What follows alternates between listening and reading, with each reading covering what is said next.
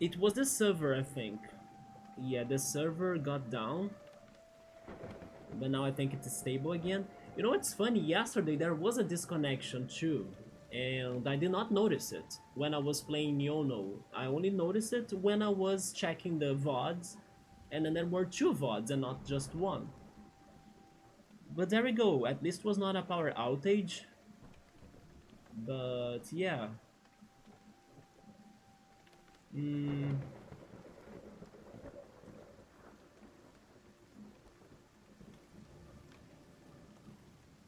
Today I did notice the disconnection because the freaking pop-up from the computer was very loud. I even like got scared right from the noise of the disconnection.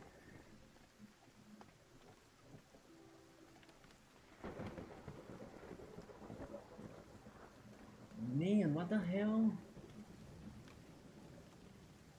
I really feel like I'm not seeing something simple, just like that one puzzle that I only had to walk straight forward and not change anything because the answer was right away, you know? Yeah, wait a second. No, I can do this, sure, and I can also move it back. But then there is no way for me to get to the stairs and avoid the boulder, right?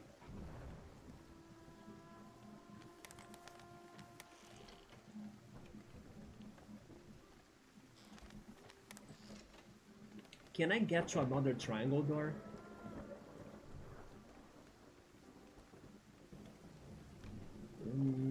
I think I can't because the other one is the one up there and then it has a gap.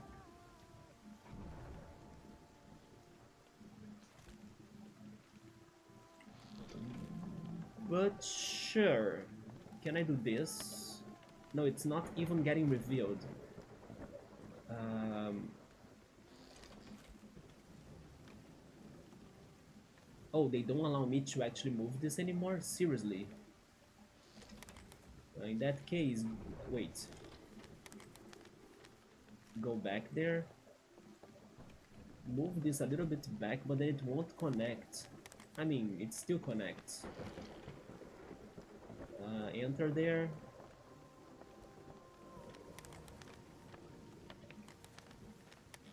It is almost like this, I think. Wait. Uh, Move this more then. Sure. Then go back there. It reveals it now. Yeah, but then how the hell am I going up there?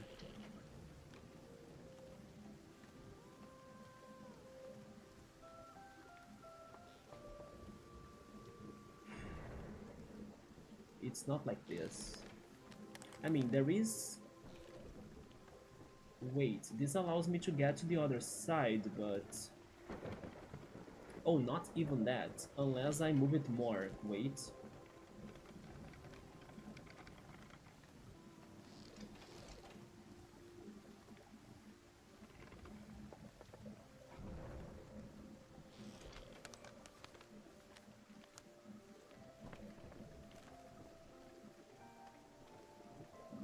Yeah, there is no reason why I would want to be there, right? Or is there a reason why I would want to be there? Move this again.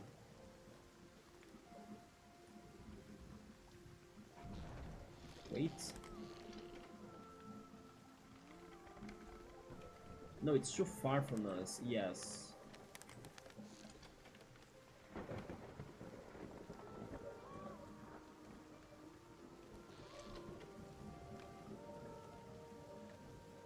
No, no, no, no, no. This is not it.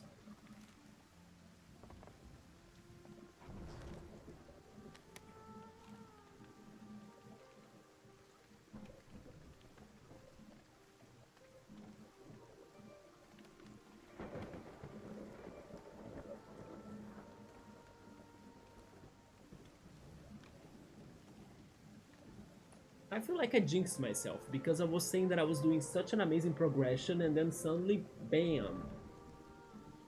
Get stuck, loser.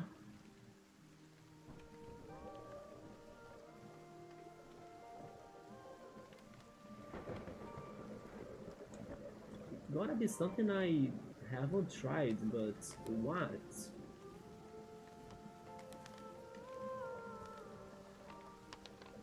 That makes no sense. This rotation platform in the center right here, it's so bad because it doesn't really get to the platforms, you know. You see there is always a hole between them.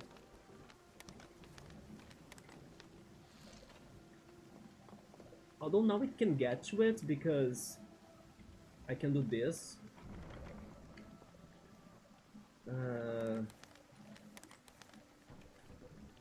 And there as well, I think. Yeah, but then I still can't go up there, right?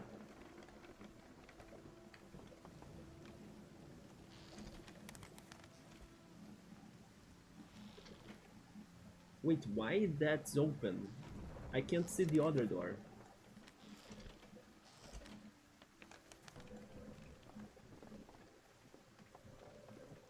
Hmm.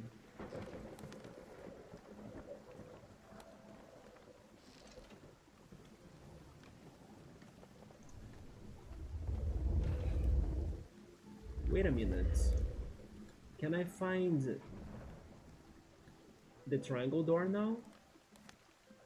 Oh my god, seriously? Let me get to the triangle door, please. Open this. Wait, wait, wait.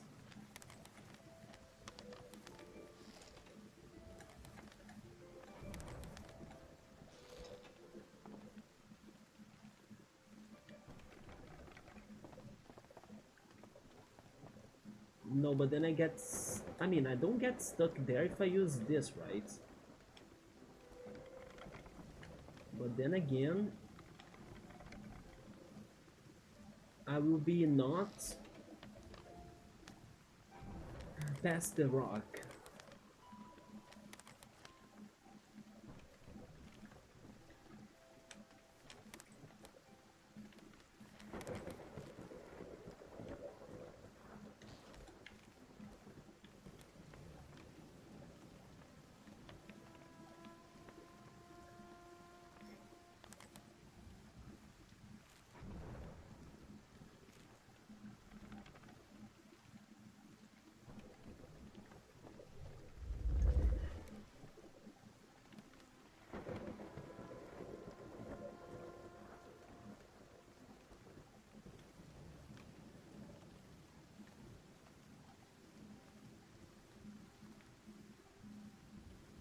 I'm starting to think that I'll need to place the rock on this one moving platform, right?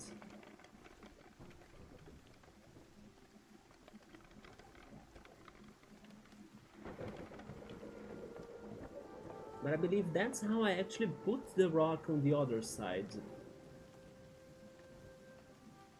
Isn't it? And then I was kinda moving it back. Maybe not, but sure, it sounds like something to try. But again, I think I need to get down there. It's almost the same thing I was trying to do before.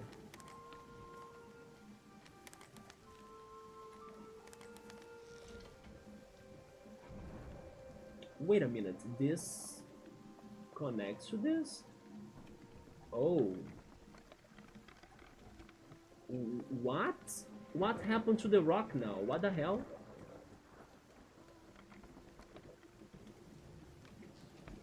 Oh yeah, the rock is still there. But this was interesting.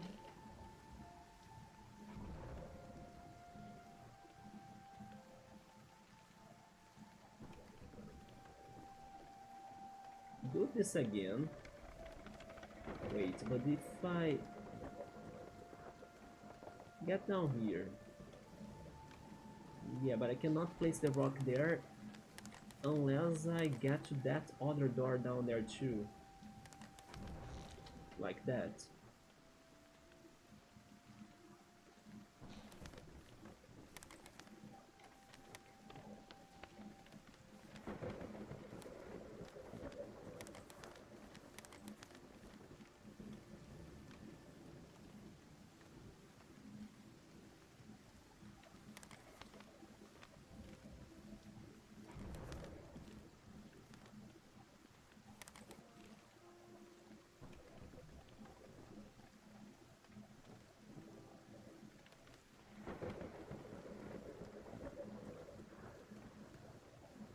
Part of me kind of wants to restart this puzzle, but I don't know if it is the best choice.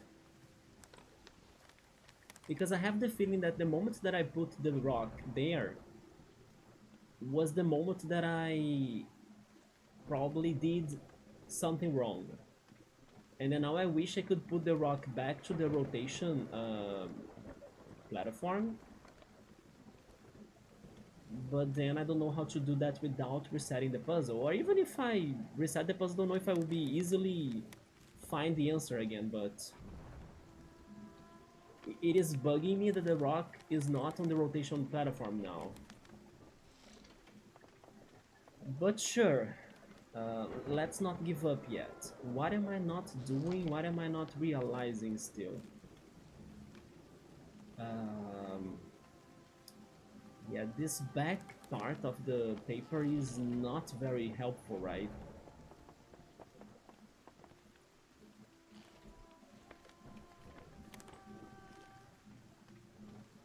Wait a minute. Let me see this. Yeah, maybe this does something, I'm not sure. But it gives me a way to get to the stairs at least. Yes, if I leave the rock there, I can get access to the stairs. Then let me try getting... No, that doesn't help me because I need to be on the other side still, right?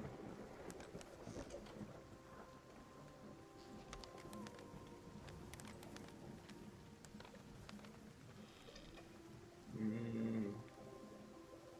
Yeah, I freed the stairs, but still it's not where I really wanted to have the rock.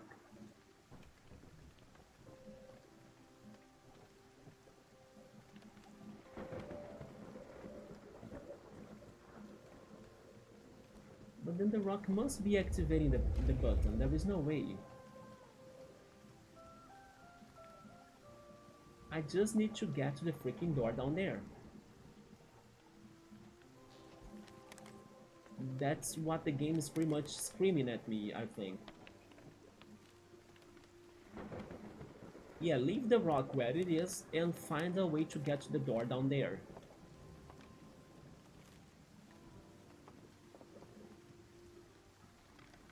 I could make to the other side, but then how is the other side going to help me? I think I did this so many times, but sure. Yeah, get there, and then how is this any helpful? It isn't, right?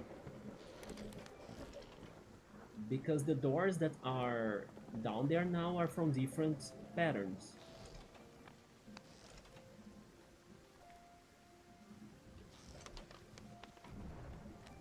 Although that opens them.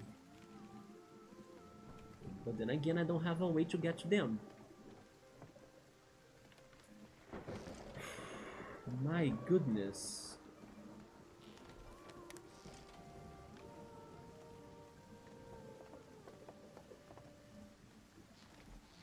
Now I miss playing Yono, right?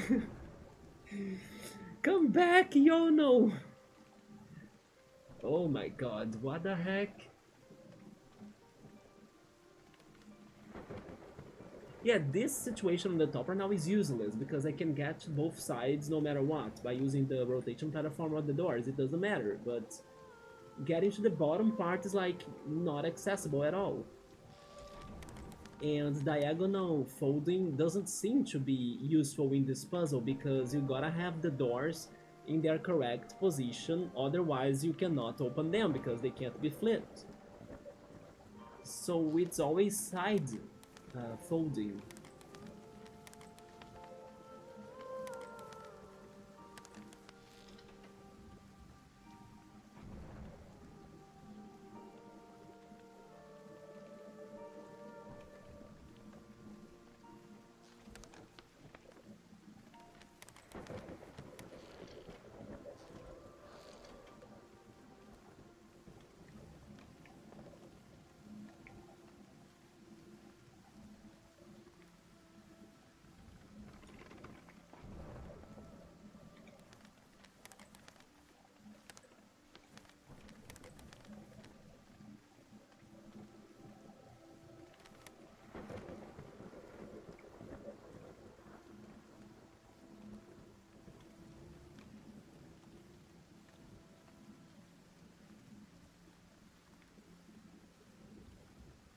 Yeah, at this point I'm even ignoring the origami. I don't think I can do anything about it until I reach the end of this. It stay there. Uh, like this, yes.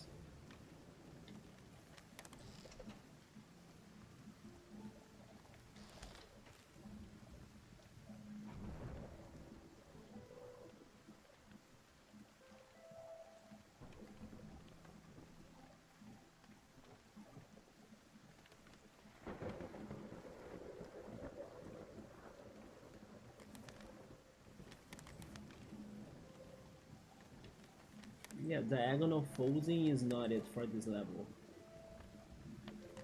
But then this is what I have been trying for all the time.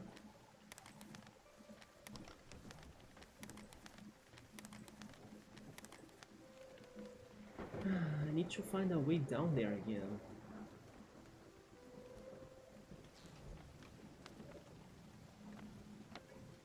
The way to go down is by using the stairs. But to use these stairs I need to deactivate the stone, right? The boulder. And then we open the door down there. Yeah, that's how I got down there. And I can use this. And by using this, I can unfold this again. But I cannot return to that door.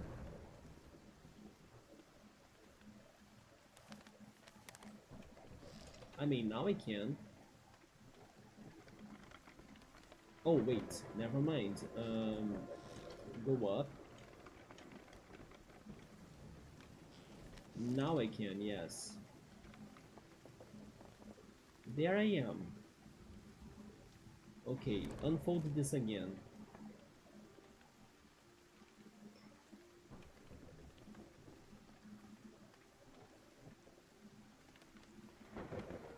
Can I reveal this triangle? No.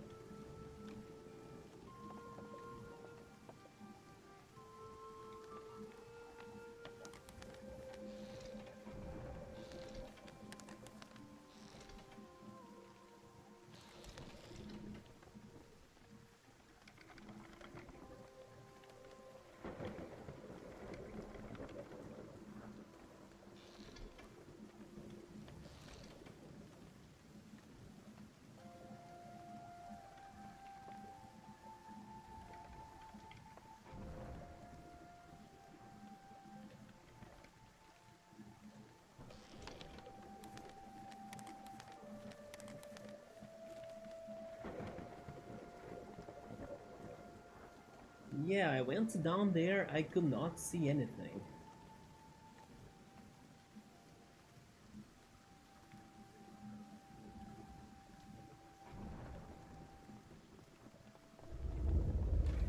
It is about the freaking triangle doors now.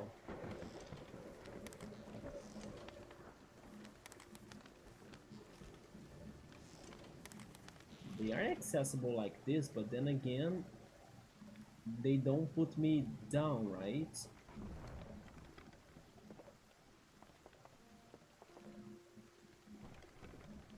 Because they are both up, yeah. And there is no way for me to connect from the top to the bottom without it being the stairs. That's the situation. These stairs are the only way for me to go from up to bottom. That's why this is nuts.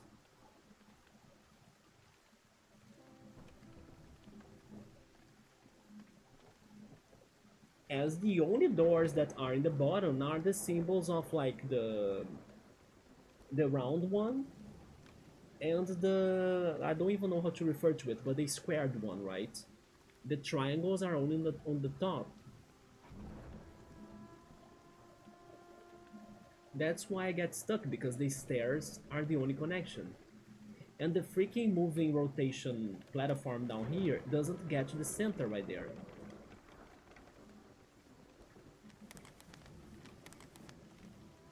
This wouldn't open them, right?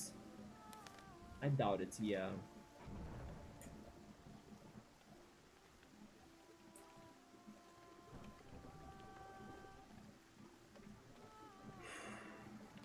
Well, there goes all the progression I had. It's been 2 hours.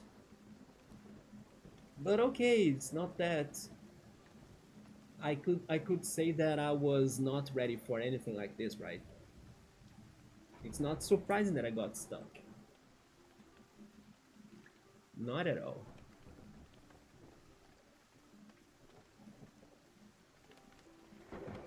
But at least I understand why I'm stuck.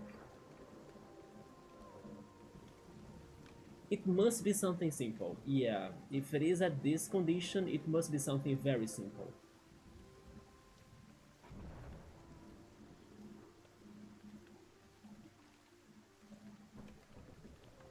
Unless the solution to the origami is different than what I was thinking as well, but I can't even imagine it.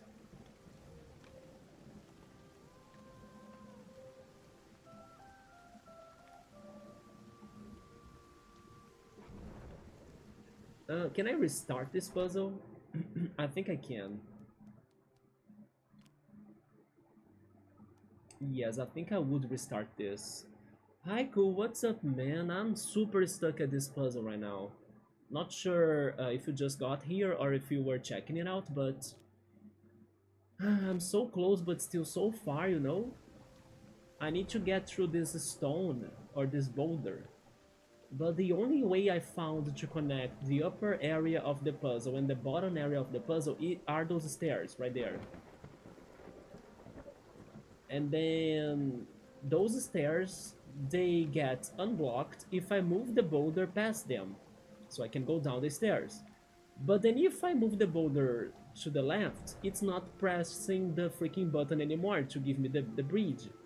So I was thinking of a way to get past the boulder by using maybe that door down there, but I can't. Like I could not figure it out. Yeah, I need to fold this side to reveal that portal. You know, the doors down there with the same symbol that become a portal. But I don't know how to get to the freaking bottom part of the puzzle anymore because the only connection are those stairs, like I was saying. So I have been struggling with this now. Today I realized we could be getting Simpsons Hit and Run on the Switch too. But how did that happen?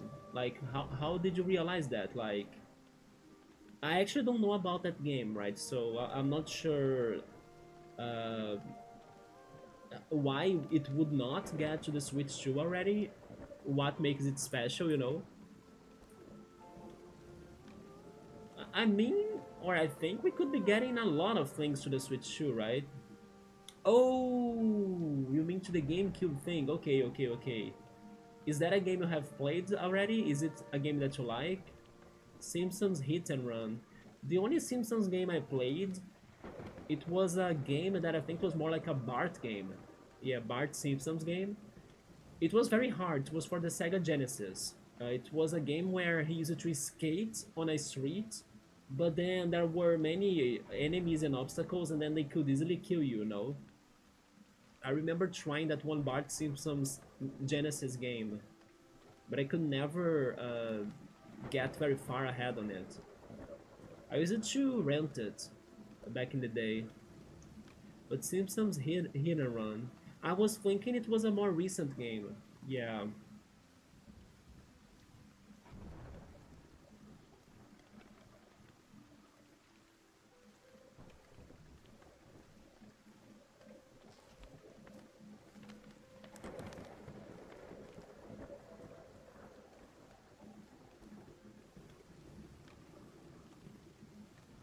I think I will try restarting this puzzle. Yes, I think that maybe I was missing something out. Please only be this level. Don't be the whole forest thing.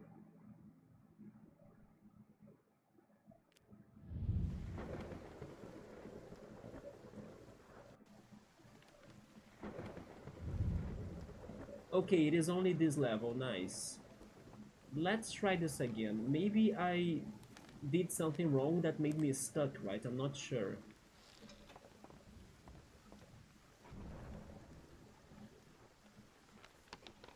Where is the rotation thing? Oh, go back.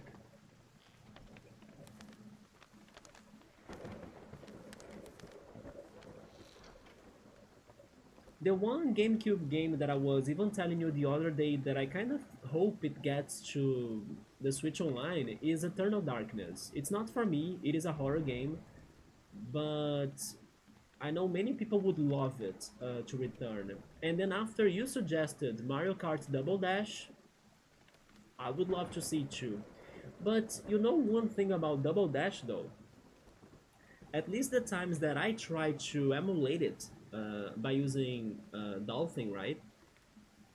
It was a glitchy or it used to crash. So I wonder if Nintendo, with their own emulation skills, if they would be able to make Double Dash to work well. Not sure, because I know that when you do it by using Dolphin, it kinda crashes.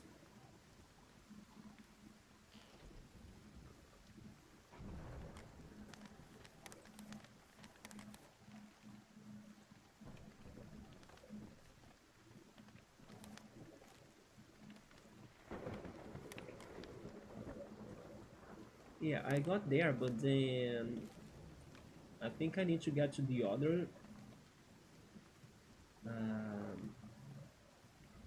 to the other door, like this door. Yes.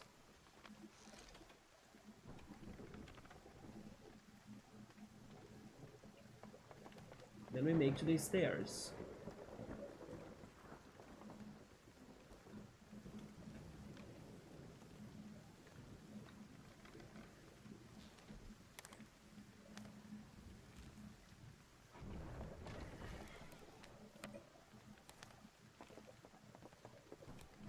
You also made me really want to see the Mario Party games on the GameCube Switch Online thing, because GameCube got like 3 Mario Party games if I'm not mistaken, and I haven't played them. So it would be my first time trying them. Yeah. Yeah, this is what I was doing to get the boulder to the other side, right? But then this time I would rather have the boulder only on the rotation um, platform. And then I wish I could get back down there. I think that's the answer. I need to be down here again, right? Yes. Oh my god. All I had to do was restart the level, you see? Because I ruined it.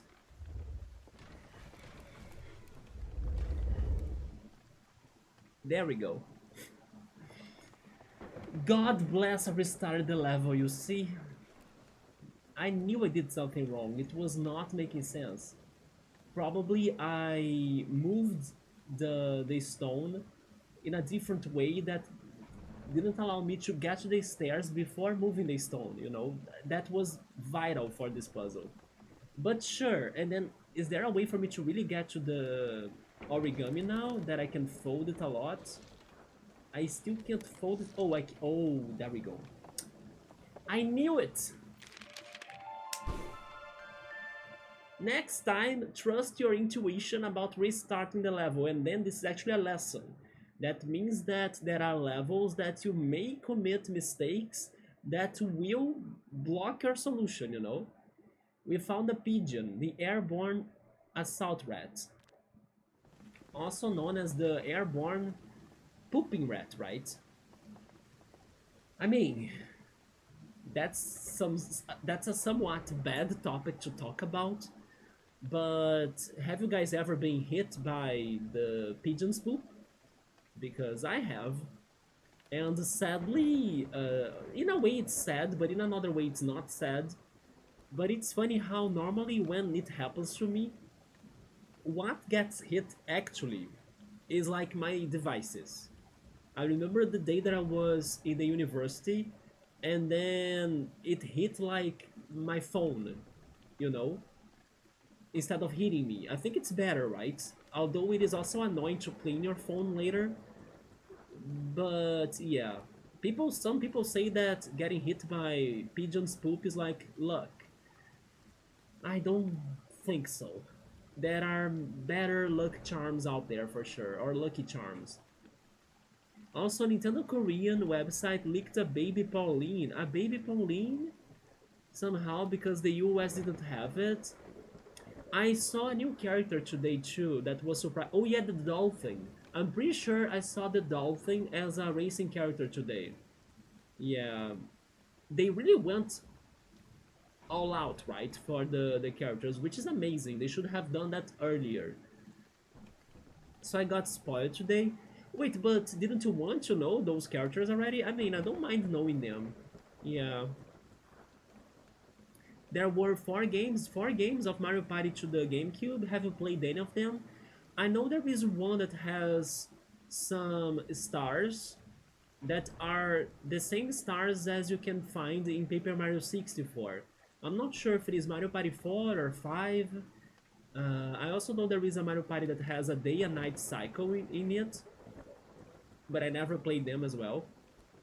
But this one Mario Party that had the stars that looked a lot like the ones of not Mario Party, Paper Mario 64, is the one Mario Party that I wish I could have played the most, because I love Mario Party 64, right? So I always wanted to see what are those stars doing there. That was Mario Party 5, so Mario Party 5 was the one of the stars of Mario Party 64. Okay. I mean, Paper Mario 64. And then Day and Night was 6. Have you played all of them? Do you have a favorite? I mean, out of the ones that I have played, my all-time favorite Mario Party is the third one. Yes. But again, I have never played the fourth one, the fifth one, the sixth one. I don't even remember playing the seventh one. So all of those were for the GameCube. And then Mario Party 8, I would need to look at it. I don't know if I played it either. You played it up to 7, and 6 were your favorite, so the one with day and night cycles.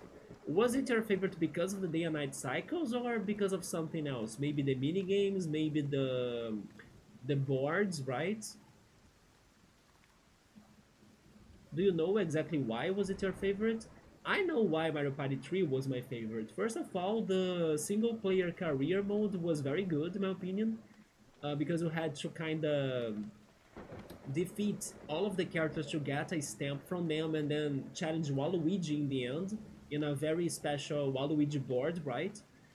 And also there was a mini game mode, or not really a mini game mode, but like a game mode that I never saw it again. It should have returned again, which was a lot like a Pokemon battle mode, you know, that you could get some partners in your game, and then you had to defeat the other characters' partners as well by reaching them in the board or finding them in the board, but like you had to find ways to get to them but avoid them to get to you. Basically, it was a little bit like a hide and seek as well.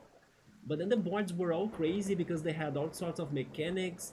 They had roulettes, they had locked doors and open doors and passages and directions that easy to change, that would allow you to go one direction but not on the other. Yeah, it had this one battle mode that was very fun. And then the partners you could get were all sorts of partners: a Goomba, a Bob-omb, a Koopa, a Piranha Plant, a Boo, a Chain Chomp, a Twomp. All of them had different health stats, attack stats, and defense stats. Anyway, I don't know if you have ever tried it, but it was super fun. One day, for sure, we'll be having a marathon of Mario Party games in here, and I will play this modes too in Mario Party 3. Fair and square, you could buy multiple stars at a day and night cycle. They had a square in the board? Really? And that board gonna be crazy with the Nintendo Switch Online? I see. Hopefully Mario Party 6 is making to it then, yeah.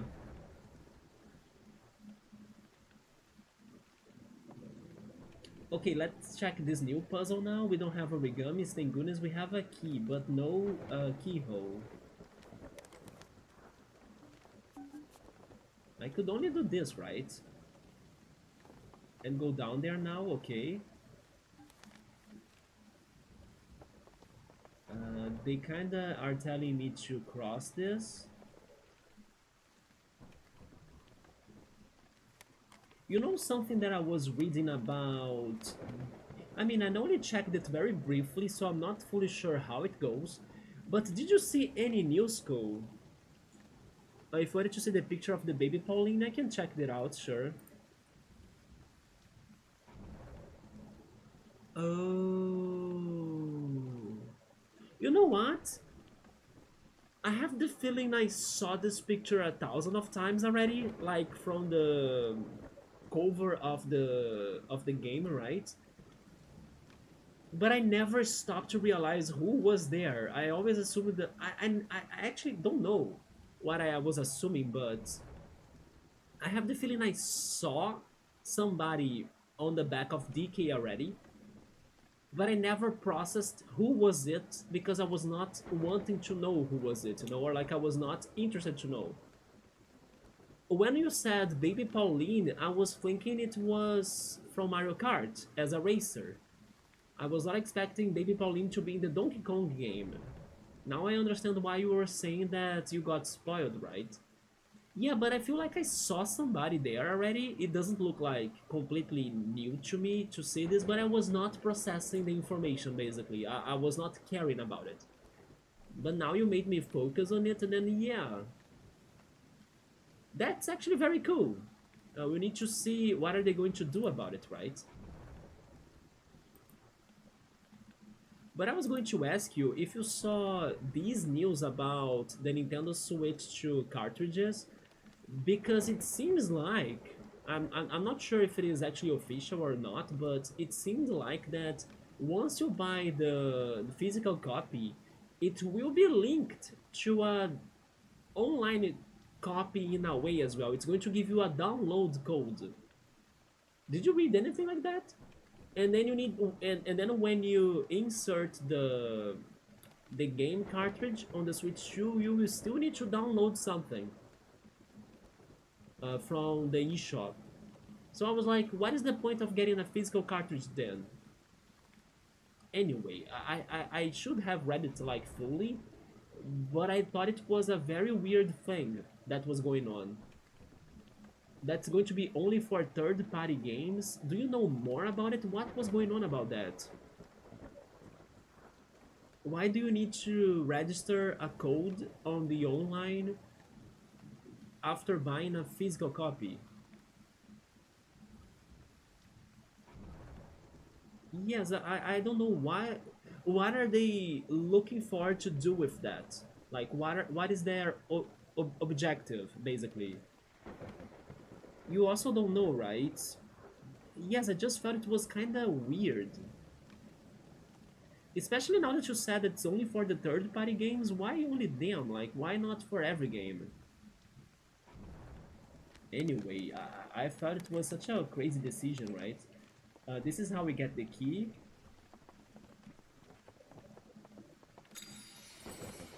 Nice.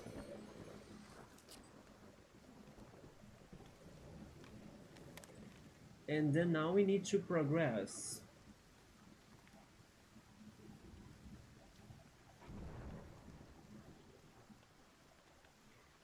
By the way, Ku, what have you been playing? You told me that you were playing the Digimon Dusk, right? But were you playing more of Monster Hunter Wilds? Or maybe something else? You also got Elden Ring from the last Steam sale, right? Were you trying it already? Actually, after hearing that Elden Ring would even be complicated for the Switch to run it, I now get worried about like could your computer run it well or anything because I didn't know Elden Ring would be that demanding, you know? Also, apparently Vietnam is talking with the president. Really? They are already dealing with that? Hopefully it will only be increased for $50. You mean the Switch 2 price, right?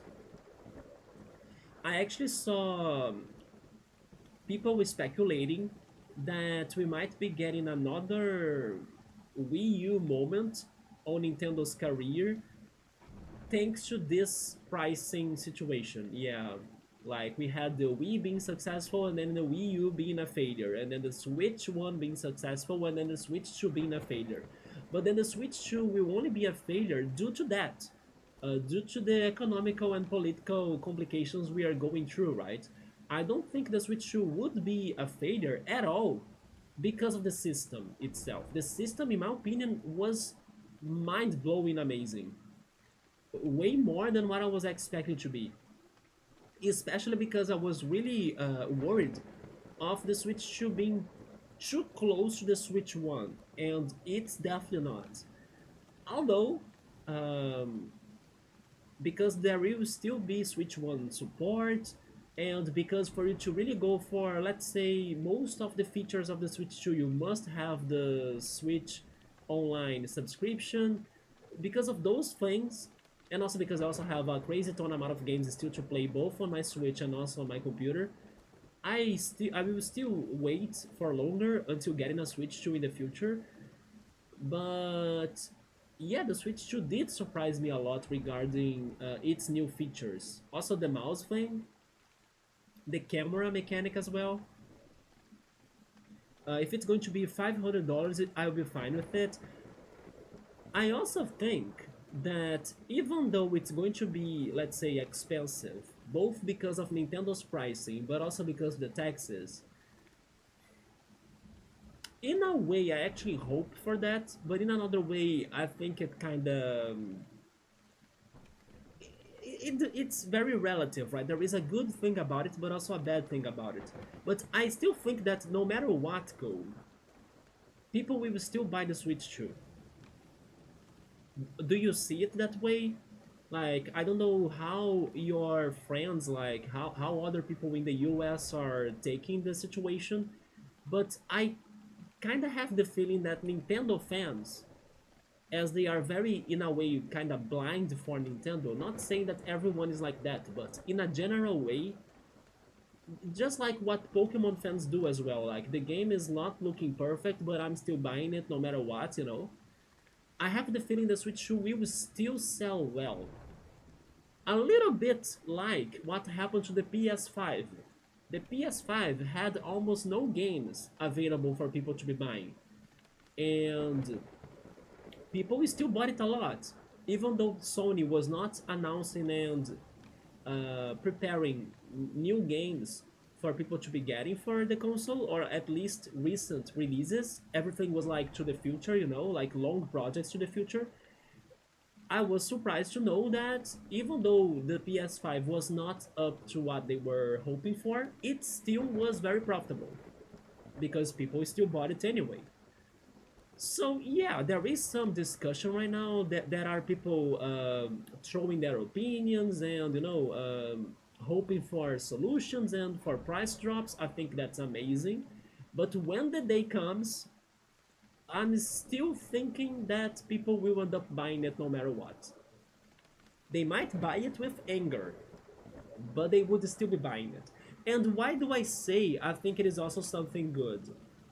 I think it's also something good because, like I was saying, the console is not a bad console, and I don't want to see Nintendo like having problems again, like financial problems again, because they were with a very good console, and a lot of the reason, in my opinion at least, why this pricing situation um, is going to be extra bad is due to the political economical situation of the world. I don't think it is only because Nintendo priced it that way because they wanted to be super expensive, you know. Of course, they could still do more things to help us out. They could, like the transition from the games from the Switch 1 to the Switch 2, that shouldn't be priced. Or maybe the new game they came up with for like it's the tech game, right? The tech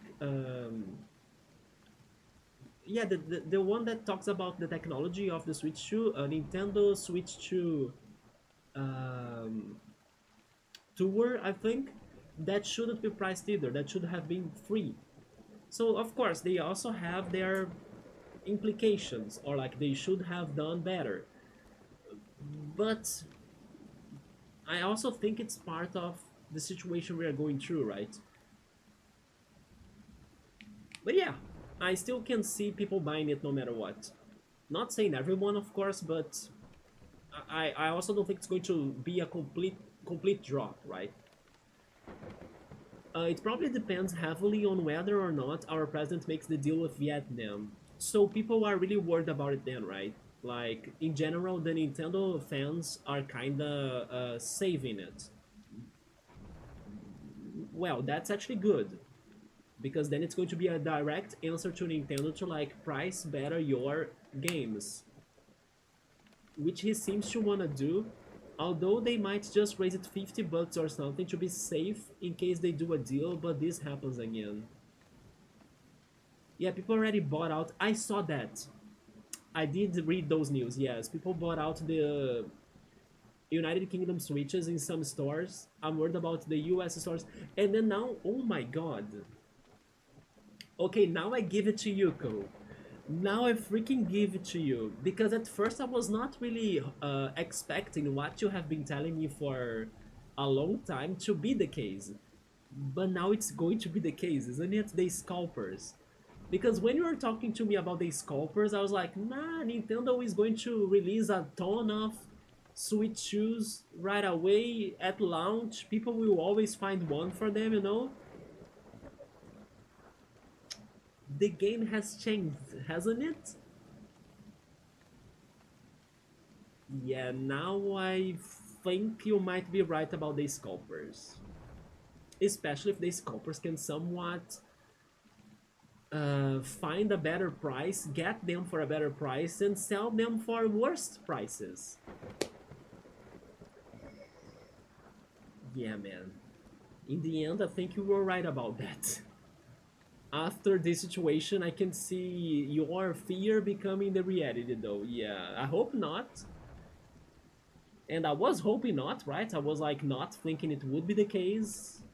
Now I can actually see that being a possibility, yeah. So I made to get the key here, good. Now they want me to go upstairs. How? Yeah, how? Wait. Um, there is a door. Maybe by using the door? But that door is flipped.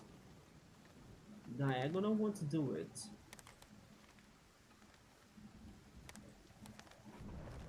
Hi Silver, what's up, man? We are here talking about the Switch 2 prices and everything. And Cool was thinking that there could be scalpers, right, in the Switch 2 launch. I wasn't thinking that was the case, but now I think it's going to be the case due to the pricings and to everything that's going on. So yeah, we can expect like some Switch 2 wars going on, right?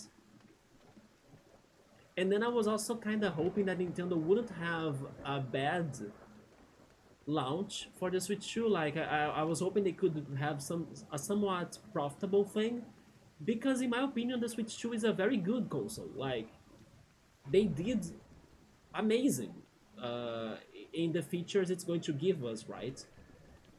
But the problem is like what's going on in the political situation and the economical situation in the world.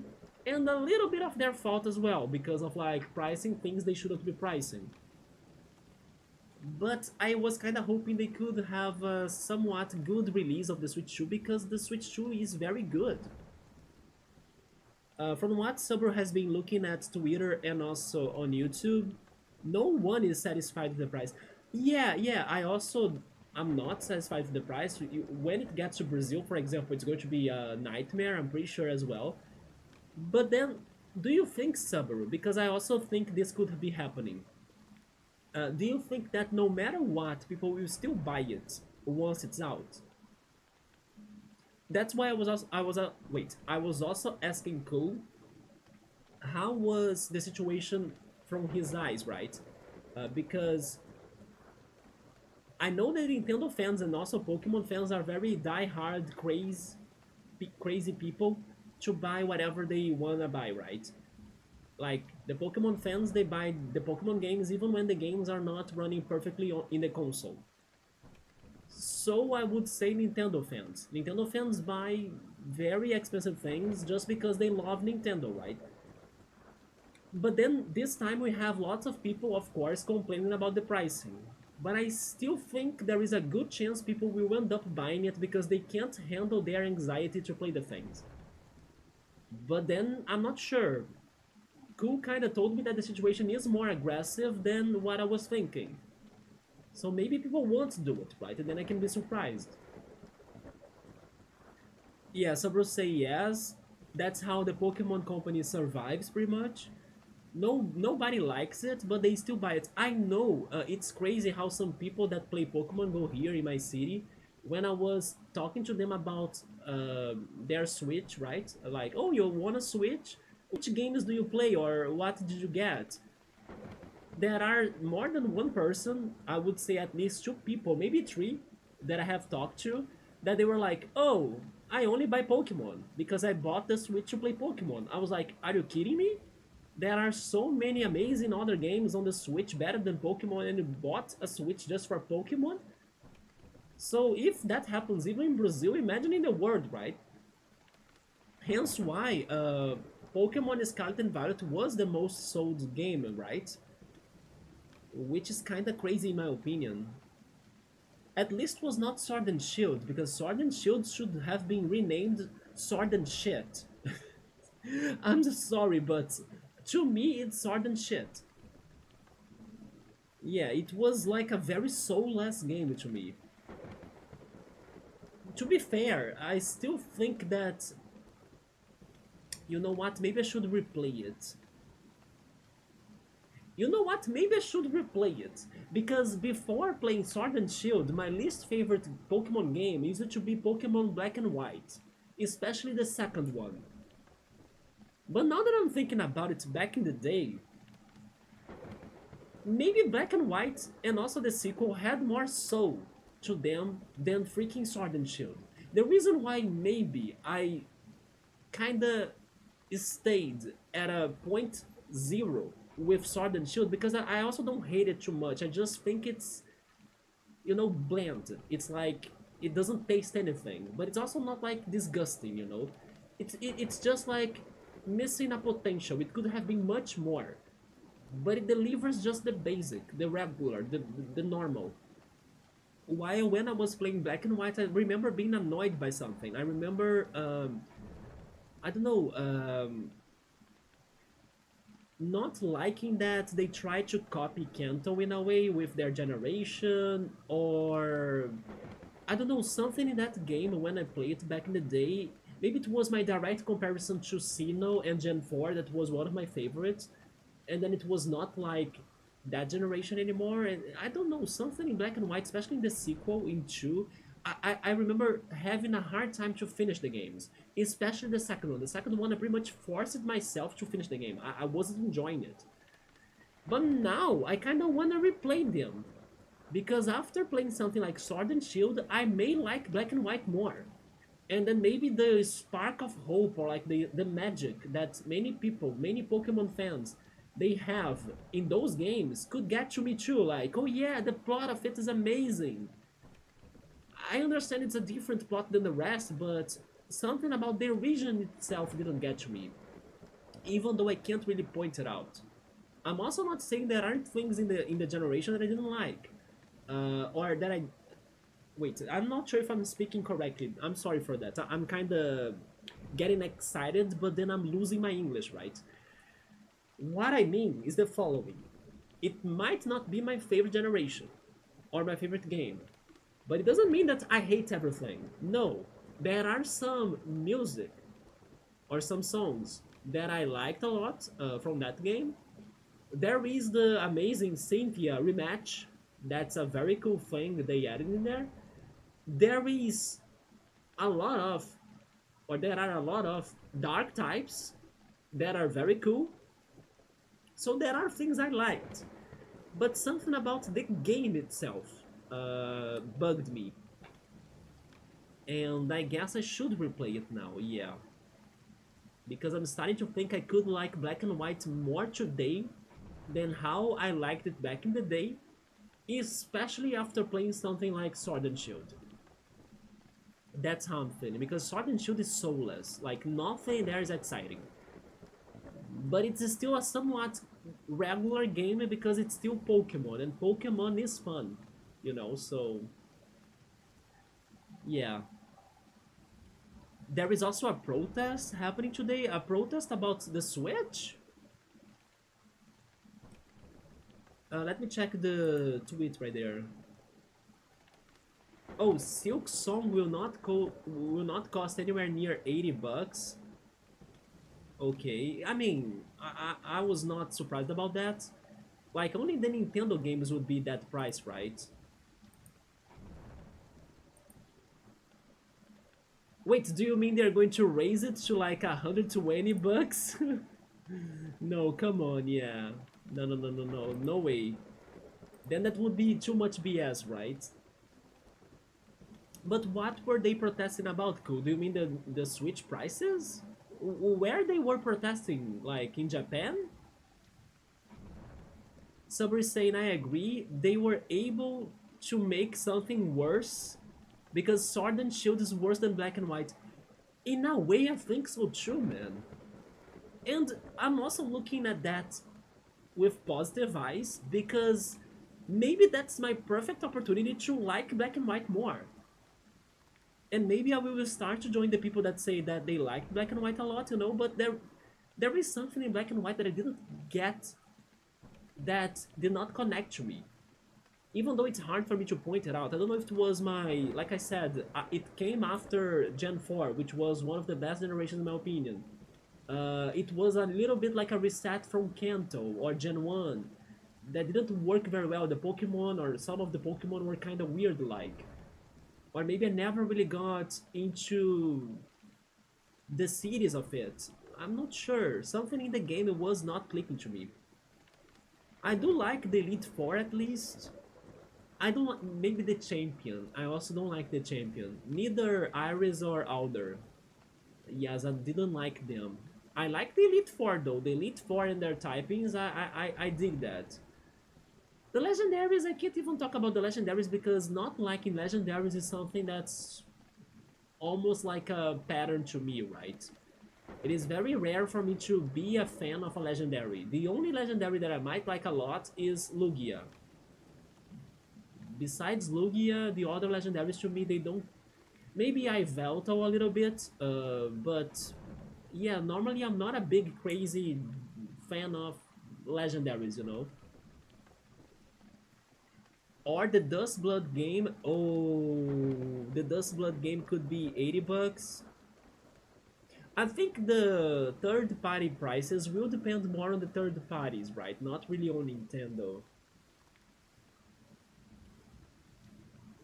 Oh, it was somewhere in the US? I don't know where. Subway saying, Sun and Moon, I wouldn't be able to say if it was a bad game or just different.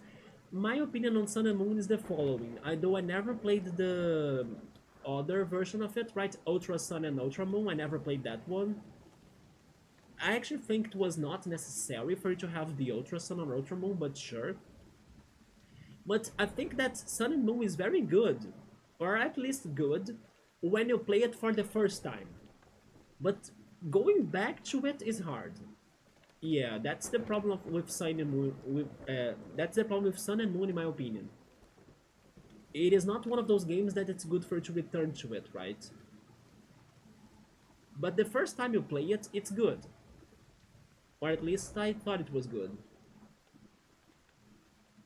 But the after game or the post game is like super boring, especially because the online mode of it was also bad, not in comparison to Pokemon X and Y online mode, right?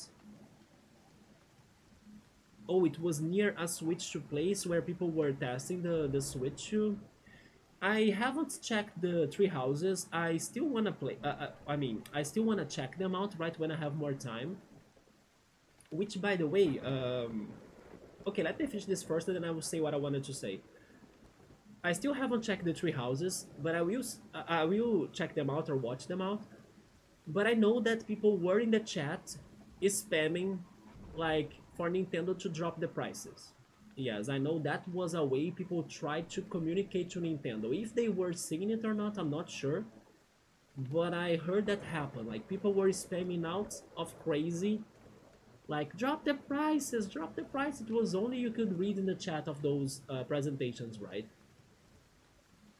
But then don't you guys think that part of it is also not their fault? Or do you really think everything is Nintendo's fault? Like I kind of have the feeling that maybe people are overreacting a little. I want to see the reaction, but I kind of don't think the overreaction is fair. Or do you guys think that Nintendo is fully wrong and then they should really, am I being too nice? I'm not sure. But like I was saying, I kind of see the two things that are bugging the prices, the taxes and Nintendo, and then I'm kind of like, is this really only Nintendo's fault? What if they came up with those prices because they were already looking at the economical situation of everything? And then as they would need to pay for the taxes, they decided to charge their consoles more? I don't know. What do you guys really think? Is there an overreaction? Is there not an overreaction?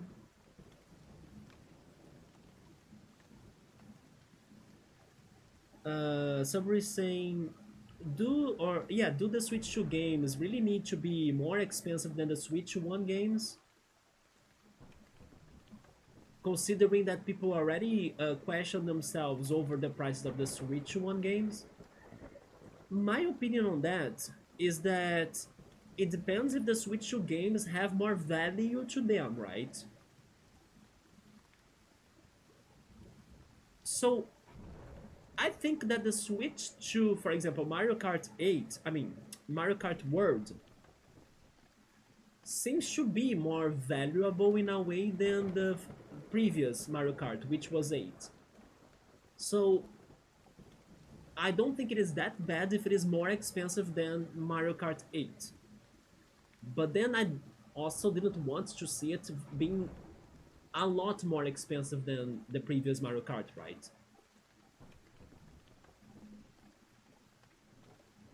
Of course, if they could give it to us with like a lower price or at least the same price of the Mario Kart 8, fine. Like it's amazing to us the players, right? But then if the game can deliver more, then I believe that's their logic about pricing it more, right? Because I'm expecting, just from what we have seen of the Mario Kart world, to be much more than the Switch 1 game. You just need to look at the characters. Like, there are characters everywhere. There are outfits. There are other modes to play. And they even haven't talked about the battle modes, right? So maybe in the Mario Kart World Direct, they're going to show us the battle modes. Yeah, there is still something that they could be even showing to us more than what we have seen, not to mention the outstanding graphics. But then I don't know if the cost of like giving us such graphics to the games, if it comes from the Switch console or if it comes from the game itself, or if it is both. Yeah, that's something I also can't answer. I'm not sure. But it depends on the game. There are games that really deliver for the price they are being charged. For example, Zelda Breath of the Wild. But then if you think about the Pokemon games we were talking, Pokemon Sword and Shield, it doesn't deliver, for the price they are asking for us to pay for them. So it's very, very relative.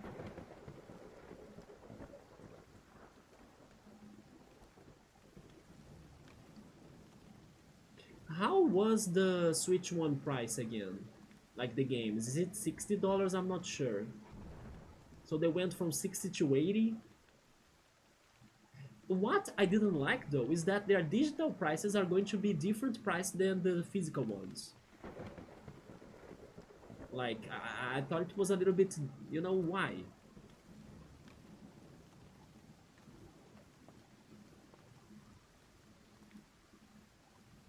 And then there was also this mystery that I was talking to Cool before regarding how Nintendo wants the people that are buying the physical copies to be adding a code, a digital code, to their Switches after that purchase, even with the physical copies. I was like, what is that code for?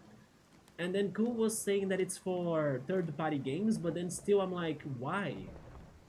Why do we still need to give them a code and register that code even for a physical game?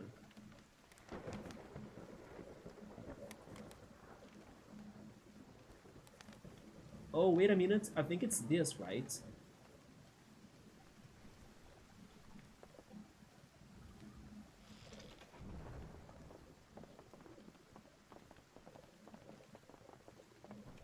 And then I need to connect the number 4.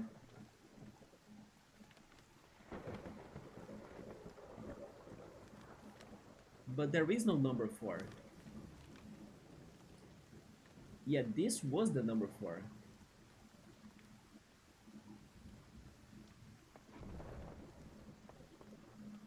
Okay, I don't get it then.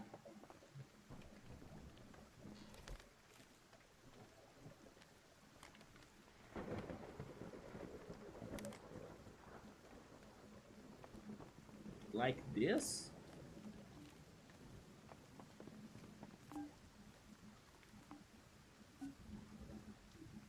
No, no, no, this was how I started this puzzle, right? Yeah.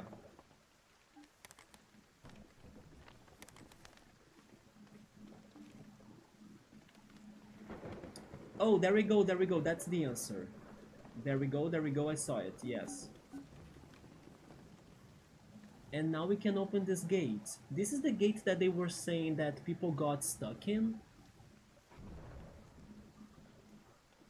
It is asking for 2 keys though. I only have 1 key. What? There is a set. Oh! There is a path down here. I did not see that. Oh my god. Okay, we need to get a second key. Yeah, there is something going on down there. I'll need the number... that number 4? How do I get it down there? Like this? Yes. Oh, okay, there we go, there we go, there we go. Oh! Thankfully it was an easy key, but is there a secret here? No. By the way, Sabru, how's the rain in there? Because we were talking about the forecast. It rained the whole day here, yes. Thankfully, I only got an outage when I was asleep in the late night from yesterday. Or maybe I should say early... wait, late night today, right? But I was sleeping, so I didn't notice it. But during the day itself, even though it was raining all the day, there was no outage. And so far as well, no outages too, right? Thankfully. But it was raining a lot. Although right now I'm not sure, but I think it's not raining anymore. Alright.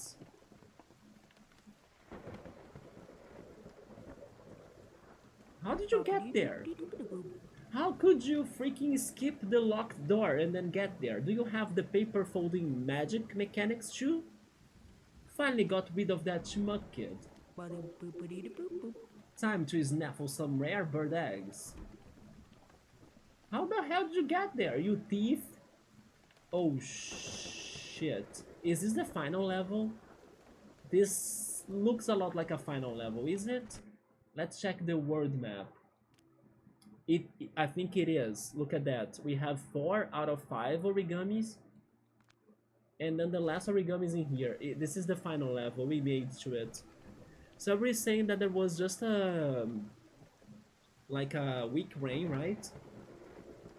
In his neighborhood. But some other neighborhoods, they got a heavier rain. Okay, yeah. Do you know Petropolis? The city here in Rio? I was checking on Twitter and once again, it sounds like it got to a disaster in there. Yeah, the flood is destroying the city once more, right? I have only seen some news on Twitter, but I was like, are you kidding me? This is happening again to Petropolis? Yeah, that city never gets peace anymore, right? When it rains like this. So what do we have? We have a button, so there is a stone. We also have the moving platforms. We have 2 keys, the origami, and the warping doors. Oh, drizzle. Yeah, drizzle is a good translation, yeah. It is also Kyogre's ability, right?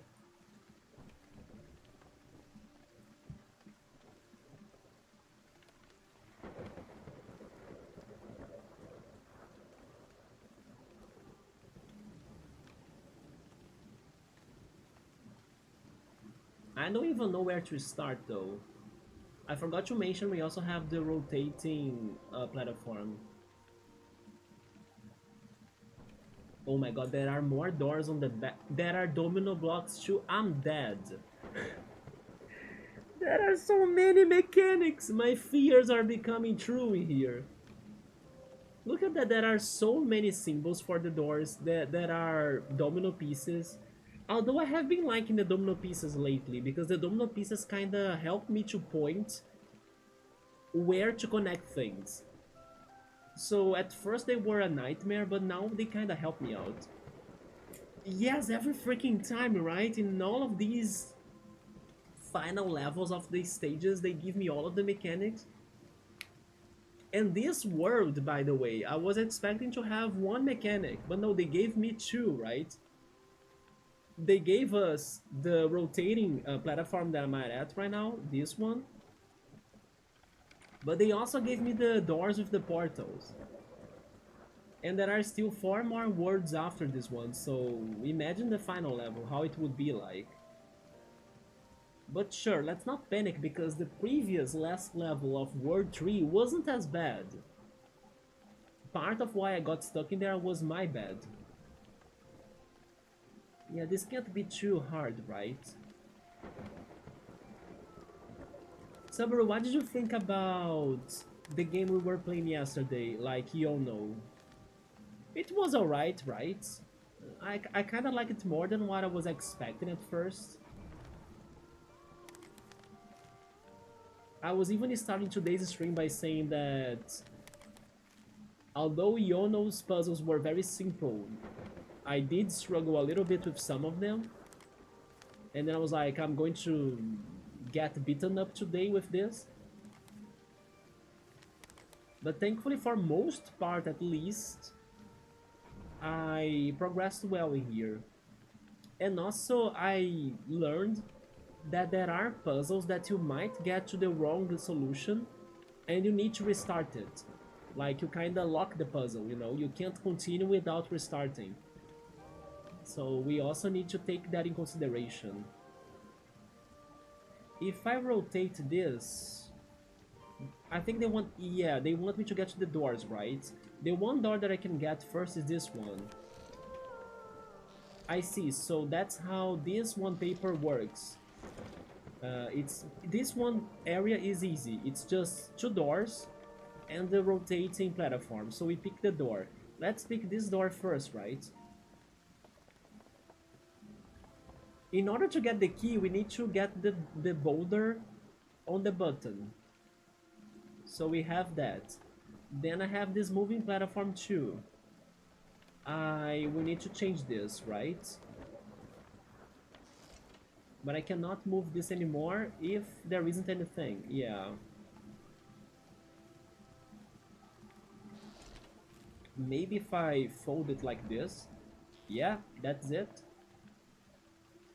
Now we can go there. To the boulder. Yeah, and then the boulder is what made me stuck in the previous puzzle that I had to reset the puzzle. So we need to think before using the boulder. Um, it looked simple. It's weird that you can't use like a rewind option. A rewind feature in this game would be helpful, that's for sure. I think they did not consider it. What's on the back of this? There are some platforms. Wait, where is the other door? Up there.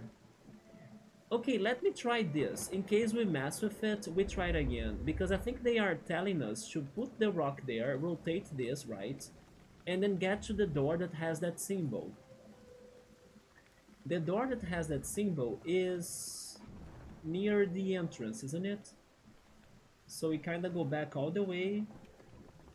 And then we unfold this as well. We go there. And then it's on the back of this. It is. So I fold it there, right? Like here. Oh, but I will still need to get to it. So I think I'll need this. Oh, never mind. How do I get there?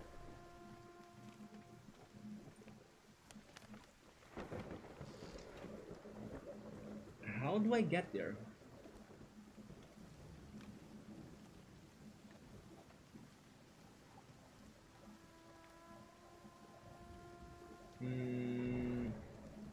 Never mind, my idea is not correct. Maybe I need to get to where the first key is first.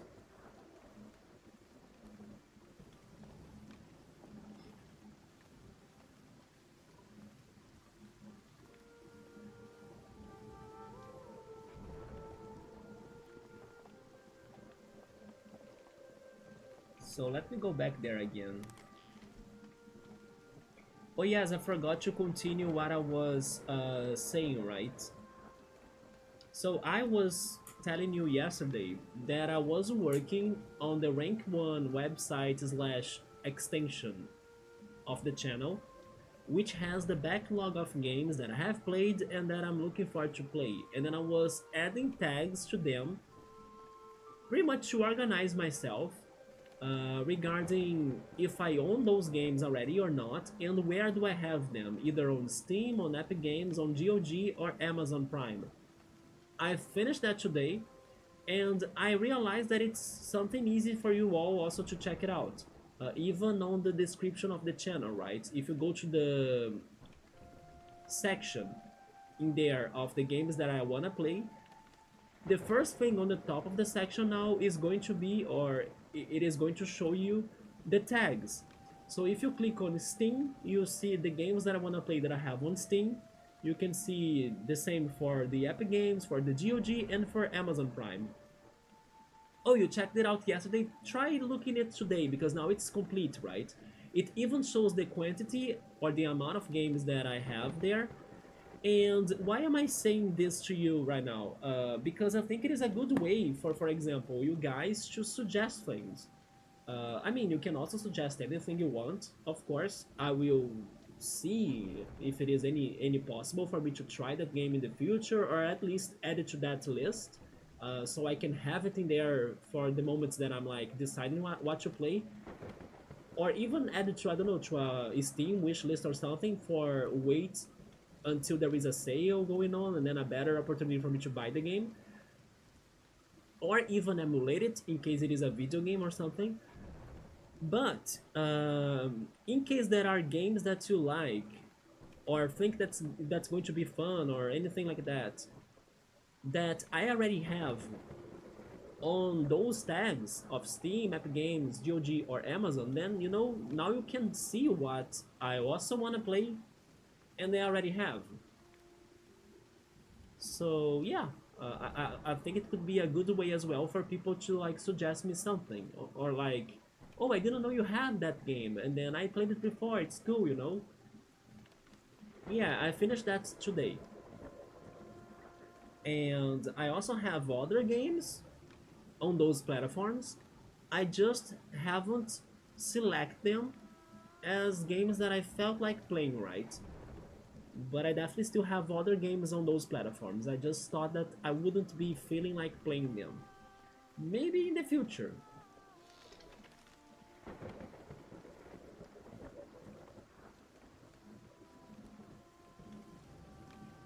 Yes, I made it back here.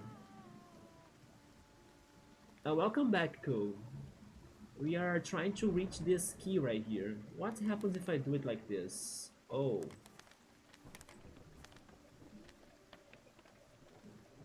okay.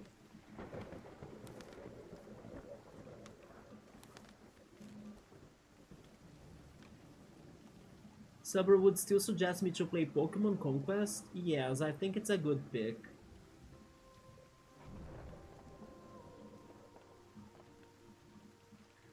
Can you tell me how long is it, Subaru? And then Anoku wants me to play more Digimon, right?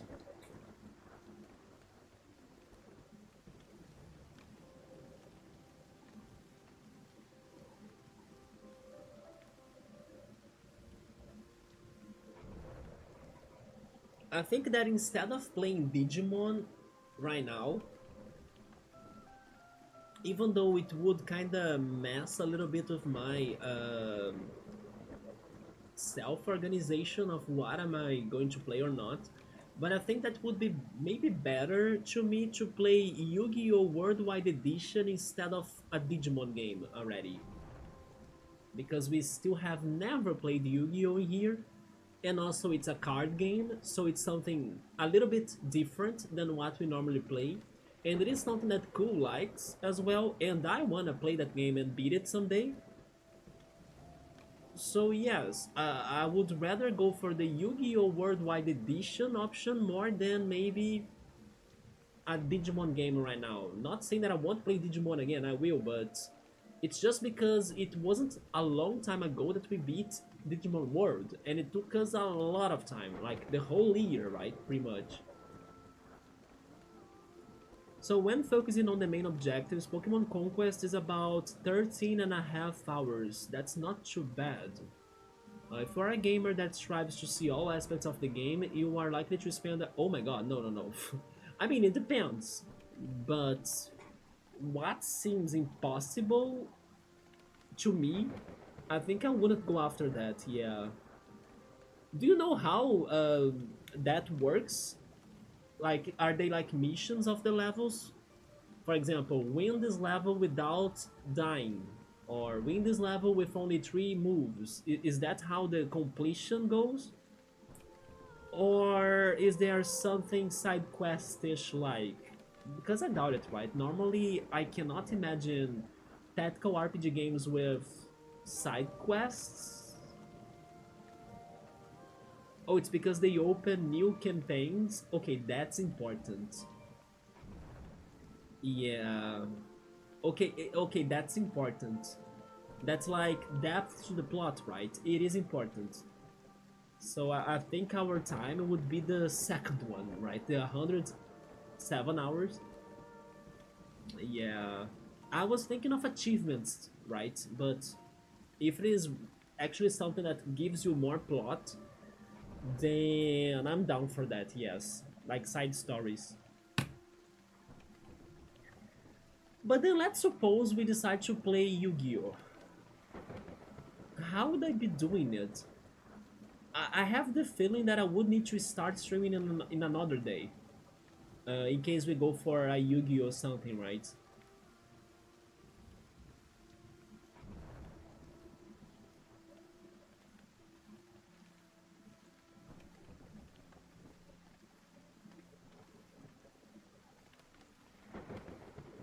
No, it can't be after Roller Coaster Tycoon, man. That's the thing. Because that's what I was saying, that I kind of have some ideas right now going on with the schedule.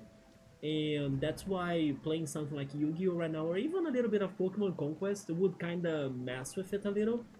Because, for example, Wednesday to my mind, to my brain right now, and to my schedule is like the simulator day. So after Roller Coaster Tycoon, I will start the second one. And then hopefully one day we get to the third one as well. And then once the roller coaster games are over, we go to Parkitect, we go to Planet Coaster, we go to Surviving Mars, Cities Skylines. We go to the simulators still, right? Um, Maybe some other ones too that I can't remember right now. So yeah, like I didn't want to change the genre of the games on Wednesdays at least. And then on Fridays I normally play the short games or like the different stuff, the things nobody knows. The games that got to my attention, but I still haven't the chance to bring them to the channel, like Yono, for example. Nobody knows that game, neither I, and we're going to be checking it out together if it is good or not, or surprising or not, or worth or not. So basically, I'm thinking of like variety Fridays, pretty much. It can be anything from like shitty to very good, although normally short. And then on Saturdays, it's my Switch game. It's the Switch Saturdays. So I only wanna play on Saturdays games from my Switch. So sometimes there will be some indie titles, and sometimes there will be big long franchises, right? Like Xenoblade, Nino Kuni, Pokemon even, um, Persona as well, Mario, and those games on my Switch. Then on Sundays, it's the I like to think of it like the big franchise day. Currently, we are going for Golden Sun, but it could be Mario as well, it could be Sonic. Normally, on Sundays, I want to play the games that are somewhat famous. Final Fantasy, we played Chrono Trigger, Tales of Symphonia, and maybe another Tales of game. You know, Sundays are for games that have popularity towards the title of them, or like towards the brand. So basically, I kind of feel like I don't have a specific day for us to be playing either Pokemon Conquest or Yu-Gi-Oh right now, unless they kind of become an intermission of Golden Sun, for example. But I think that's still going to take some time to happen. Which maybe I could start thinking about streaming in another day. Not to mention that I still want to go back to Sable, for example, but Sable would be my... I don't have nothing planned tonight, so I will be playing Sable. But the thing is that I have been busy, so I haven't been getting an opportunity yet to play Sable either on Mondays, or Tuesdays, or Thursdays, which are the rest days, right?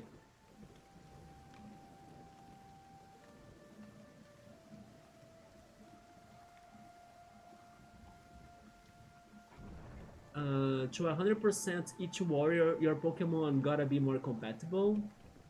Oh, I see. So each warrior gotta be playing with their most compatible Pokemon as well.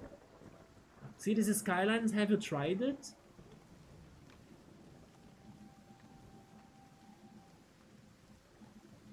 Feels good streams, you play so many indie games. Yeah, and then I also wanna play some of the suggested games as well, right? I think I would need a new day for a little bit of that. I mean, those could be included, like I was saying, after Golden Sun as an intermission, but it's going to take forever, right? I'll think a little bit about it, yeah.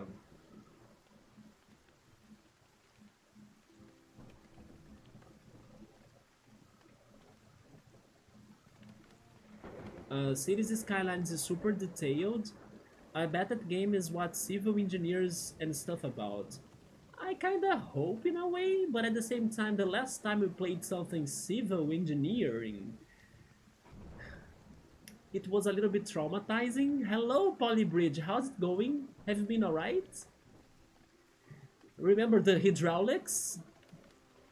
Yeah, last time we did civil engineering here, it was a little bit hard, right? Oh boy. SimCity 2.0, people say it's way more easy than SimCity, right? So I'm kinda hoping for that. Oh, wait a minute, I can move this, right?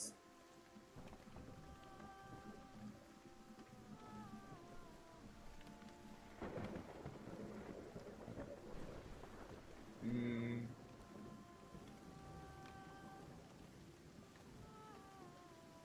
Show me the back again. No.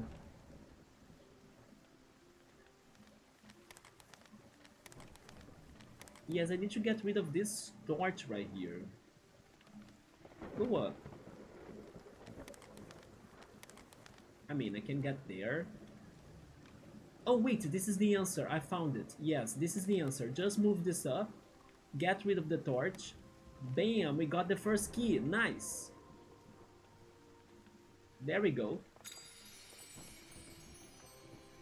Stay up there though, because I was thinking about doing something up there, wasn't it? I just don't know what. It had something to do about the rock, I think. And I don't mean the actor.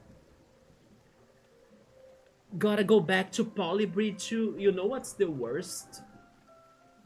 I have the feeling I have Polybridge 2. When I was doing the thing I was saying, like the rank 1 extension, and then I was updating it with the tags and everything, I'm pretty sure I have Polybridge 2, right? Let me go check it out again. Yeah, wanting to play Steam.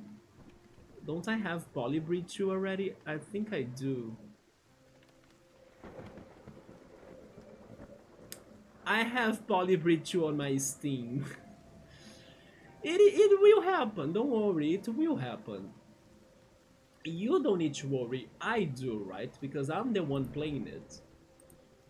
Yeah, Polybridge 2 will happen maybe after the Bridge Constructor Portal, please. Because that, I believe, will be more fun. I mean, we go for Polybridge, but then we don't take it seriously, right? We just play it up to where we can get without stress.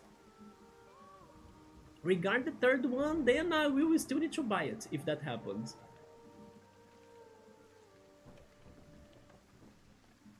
The games are going 2.0 so fast, I mean, they should be going even more fast, right? But that's what I can do. Take the real-life metrics combined with the clean coding, the graphics, the music content, the games. What's after this game for Saturdays? So after this one, as it is a Switch game, let me show that to you. I'm planning to play another indie game, which is this one, Drows. Yes. I'm expecting it to be a somewhat short game too, in a way, right? Uh, that's like an adventure Zelda-like game, yes. It looked very good from the trailers I have watched, but then I will only be sure once we jump into it. But it looks promising, yes. I have good faith it will be very good. But it's like an adventure Zelda-like game with some crazy mechanics as well. After Draws, I'm planning to play Ni no Kuni, right? What is it? There we go, Ni no Kuni. Ni no Kuni will be longer, as it is a JRPG as well. And I want to play it next because it was what Piero suggested me to do, right? As he loved Ni no Kuni, and then I was like, you know what? I also have it on my Switch, so let's go.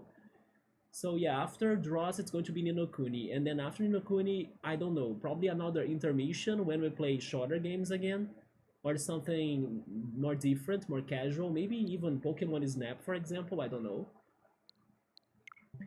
Regarding Friday, We are playing Yono right now, right? I'm not expecting to be very long, but definitely I couldn't finish it in one stream because it has more cities going on and also side questing. But I'm already starting to think about what to play after Yono. And there is this one game that I think it's going to be very good. You might even like it, Cole. I wonder if you have heard of it.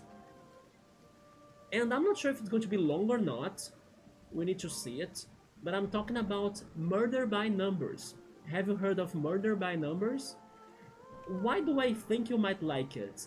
Because even though it's not the same thing, it gives me a lot of Phoenix Wright vibes. It is a little bit of a visual novel investigation game, and then it has some puzzles going on. That's why the numbers on the title gets important, right? I think it's like a Sudoku kind of puzzle. I'm not really sure how it goes, but it has a visual novel investigation vibe to it. And it is even closer to Phoenix Wright because, if I'm not mistaken, the composer of the soundtrack of it was the same composer of the Phoenix Wright games. So I was thinking about going to that one because both you and also X5, I believe you could like that game, yes. Murder by Numbers. There is a Walking Dead Polybridge server? Really? I didn't know about that. But the thing about Walking Dead, we were even talking about the Telltale Walking Dead games yesterday, is that I don't like Walking Dead, so I kinda don't feel like playing it. Polybridge is the coolest puzzle type games, it's the stressful type games in my opinion. The Japanese RPGs, yes, we are jumping into Ni no Kuni. Some more Japanese or Asian games? Yeah, Murder by Numbers, I'm thinking about that one. And then there is the robot, right? I rambled on the clues. I might have it, maybe. So probably I have it, yes. But maybe I skipped it because it was a Walking Dead thing. Let me check it out then. Walking Dead Bridge Constructor? What the hell? I'm opening Epic Games right now.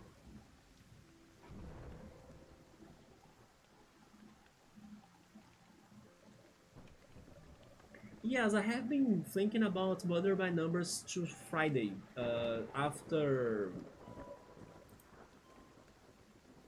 Yono, right? As I'm also saying it right now, you know when you say things, you kind of go for them? Yes, as I'm saying it already as a possible thing, I think I will go for it already, yes. I'm curious about the game. I think it's going to be surprisingly good. And it does feel like something different as well. Like, we don't play many visual novels here. The only other game we played that was kind of like it was probably Frog Detective, right? So I think it would be a good pick. Let me search it. Walking... I do have that, you're right. Bridge Constructor, The Walking Dead.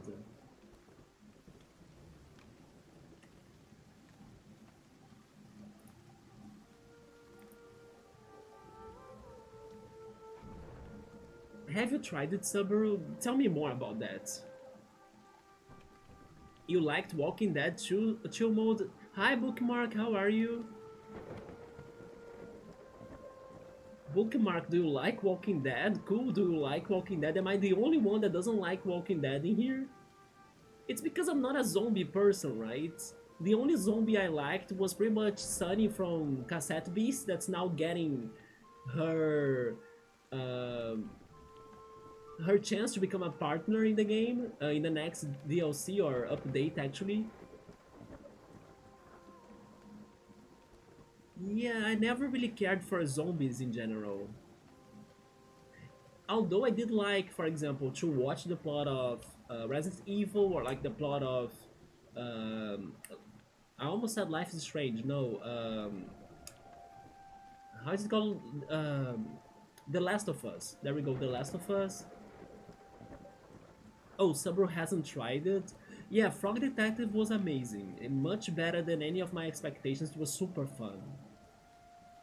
Hence why I wanna bring more different, weird, crazy games, right?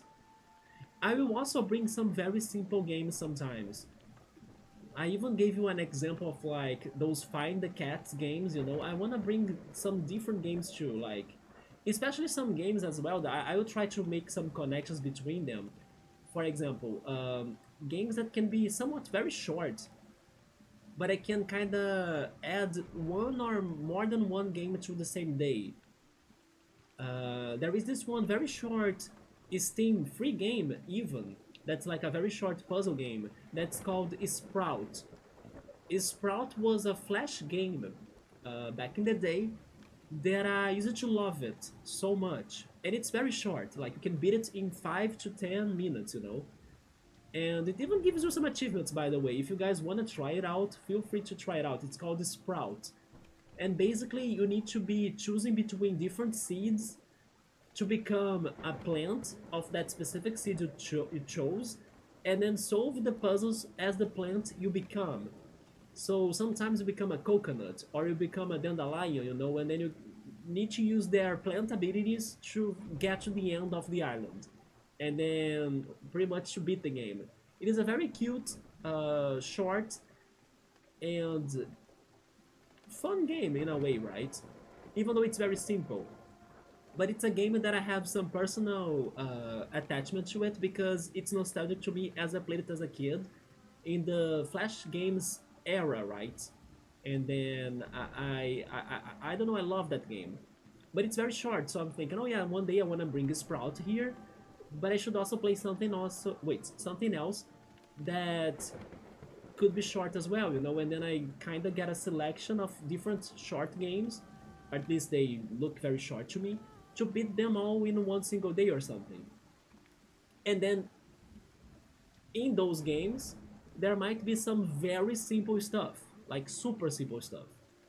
Even I don't know narrative games that I don't do anything. It's like a walking simulator. As long as it's fun to watch, fine by me too. So yeah, be ready for some crazy stuff like that too. Yeah, it's not bad, but I enjoy the Walking Dead lore stuff mostly more than the games, right? Yeah, that's what happens to me regarding Resident Evil and also The Last of Us. Time to make me the protagonist of a zombie horror manga? Why? No! I would rather go sci-fi. But even a sci-fi depends, right? If it goes too alien weird, then I get scared. But yeah. It is a big step into The Walking Dead. It would be clustered with the choices on Walking Dead. From what you guys are saying, I think I would rather prefer playing the Telltale games more than the Bridge Constructor, right?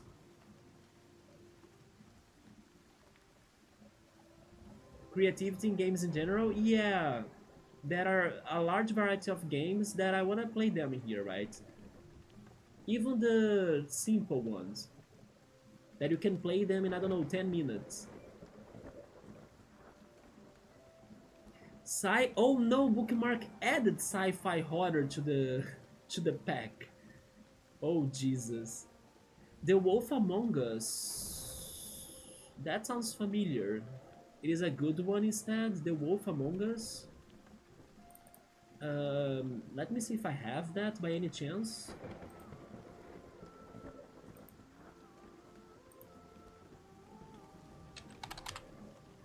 I do have that. Oh, it is a Telltale game series as well. Yes, I do have The Wolf Among Us though. So how is The Wolf Among Us? Is it also about... It sounds like a werewolf, right? It's probably a werewolf story. I would like that to mode, you think so? The Telltale games without the Walking Dead branding. People told me there is even... what was it? Was it Minecraft? I think there was a Minecraft Telltale game as well or something. It takes a lot of the Grimoire Brothers stories and fairy tale characters. Okay, here's the thing then. You guys seem excited about the Telltale games. Even the ones from franchises that I'm not too into it. We have the Fridays for like the experimental stuff.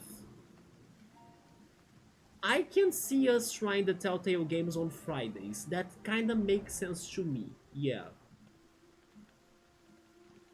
Do you guys want me to do it too? I can do that, yes. They won't be too long either, right? They are narratives, and then I'm guessing that you just pick the paths, right? We could try them on Fridays. I can see that happening, yes. They might not be too long. They are experimental, crazy, and all sorts of things. We can give them a try. I don't guarantee that I will like them, but actually, I always look at the positive things of the games, even when they are not really my game, right? And as it is a narrative, maybe it won't be as bad to me as if I were in a shooter game, for example, in a horror game itself, you know? Any Telltale game, I would love to see you try that. You look different at cartoons after this one. I mean, I imagine they get those original tales, right? That are darker than what we know. Like the Green Brothers tales as well or something. It will be fun. Okay, this sounds a little bit like when we were playing Ord, remember? And then we were picking the paths and stuff. Okay, you guys convinced me. I will list the Telltale games I have. I will add them to the rank 1 list as well. And then maybe after... How long are they though? Are they very short? Because maybe I could try one before Murder by Numbers. Because I'm actually thinking that maybe Murder by Numbers could be longer than something more simple. Yeah, I will consider that then, sure.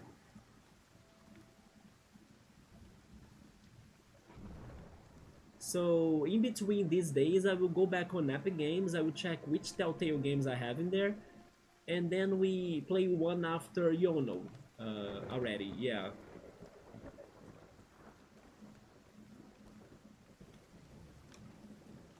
Your gameplay is paused, like need half an hour to decide on the options. I mean, sure. Okay. I will try that, sure. We'll get there. And regarding Yu-Gi-Oh! And Pokemon Conquest, I'll keep on thinking what I'm doing about them. But I believe I might need another day for them, yeah. Not that they wouldn't also fit to like a Friday game, they could, but I think they will be long enough, right? They would be a lot of time. Yeah. Because Yu-Gi-Oh! Is hard. You need to be building your decks and then collecting the cards and then, you know, training and then getting lucky to win. And Pokemon Conquest as well sounds like we'll be having the side quests and everything. So it kinda slows down what I was planning to have on Fridays.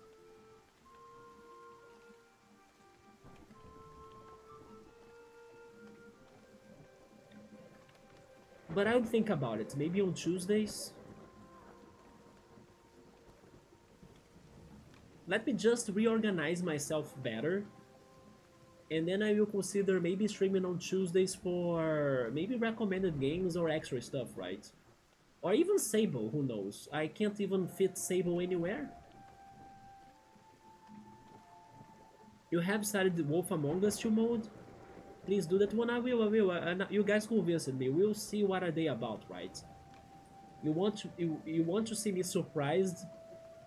So there we go. I'm also surprised already because you convinced me to play those things. So sure. But then I already tell you, expect that on Fridays. I will try adding at least one of those games to test it out. on Fridays, right? After Yono. So maybe in 2 or 3 weeks. Let's go back to this puzzle. It's the last one of this area. Which time is it? It is 11 p.m. Okay, it's not too late yet. Mm.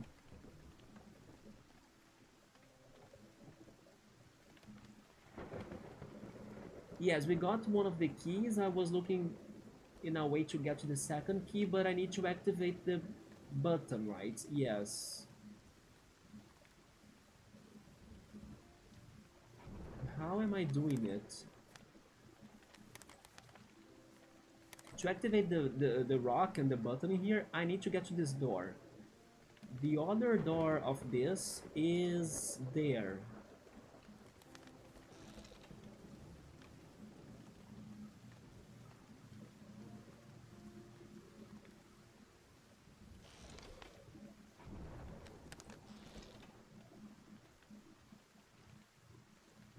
But I can't see a way to make to it.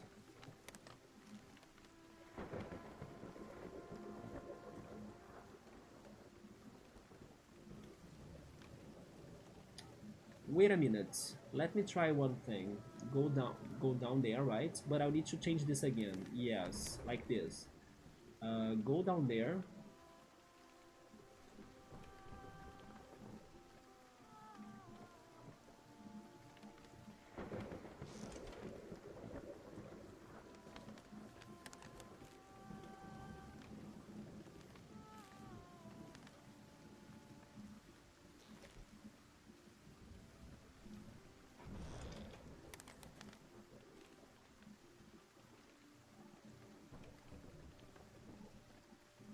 Okay.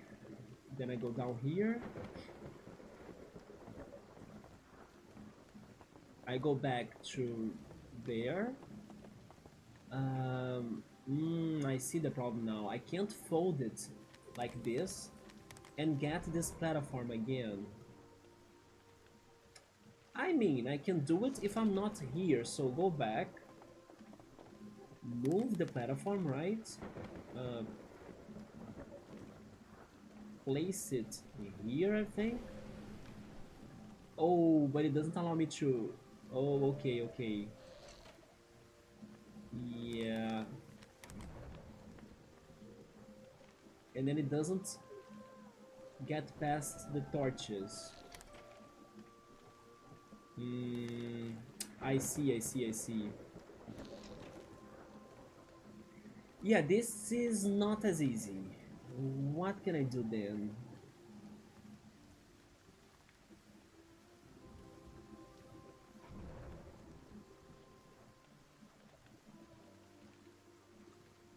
I don't know what the three sheep were in the story.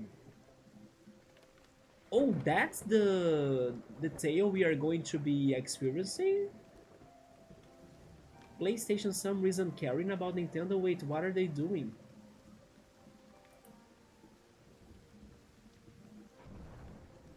How their users feel... What?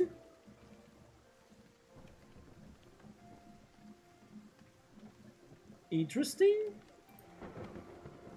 That's different. You know what I think they are making that phone cool? I think it is because PlayStation and Sony are trying to bring their games to the Switch, right? Remember the Switch one there were two Sony exclusives? Um, I forgot how it's called, but Pandapon or something? Rataton? I don't know the name, but the one of the rhythm game. And also Everybody's Golf. Maybe they are hoping to add more Sony games to the Switch 2, but they need to know if their players kinda like the Switch 2 or not. That's at least what I'm thinking.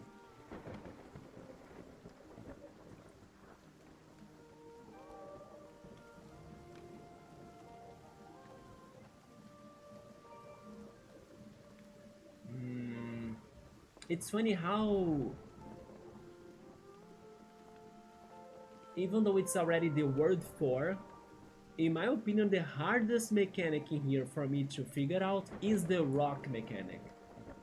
That's like since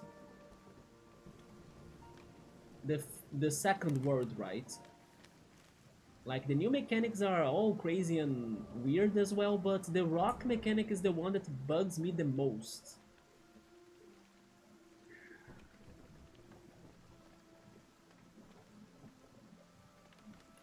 Yeah, I need to press that button somehow, so what else can I do?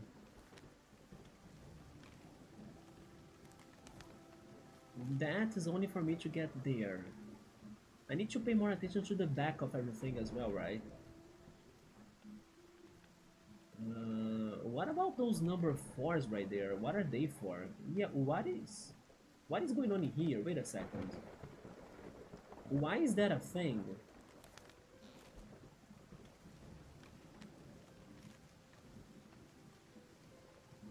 Maybe that no, that was not how I got the key, right?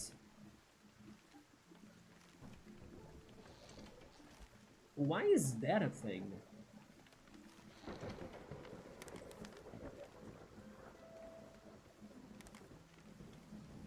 I don't know.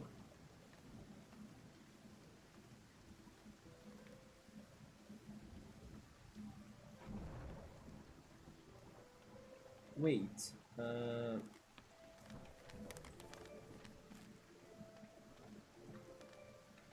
No. No idea.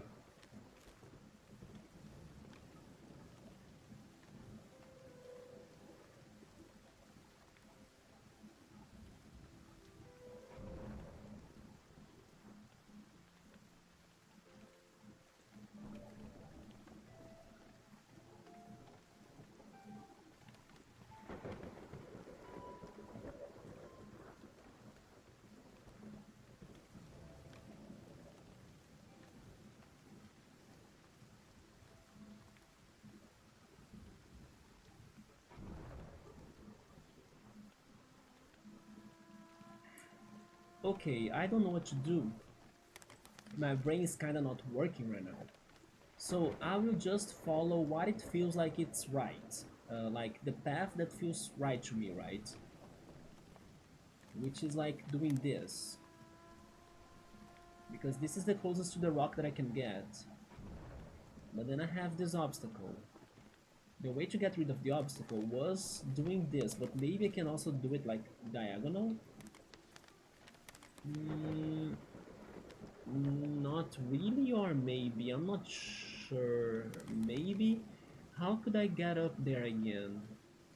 It's like this, right? Yes, I think. Wait. I think it is like that, but I need to get out of here.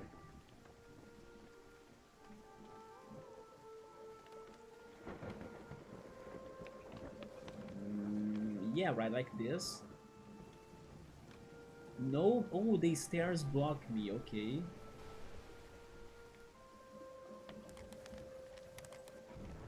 I mean, this is also an option, but too crazy.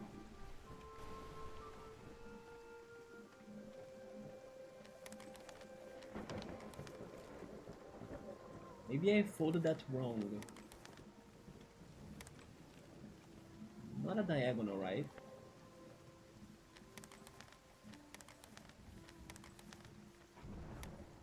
Why is it stopping there? It's because of the rock, I think.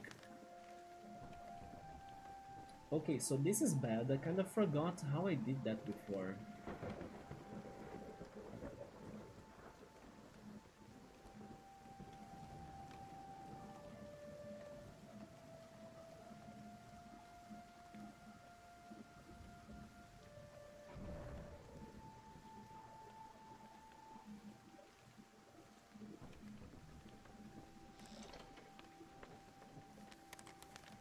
Wait, yeah, it's like this that I revealed the door.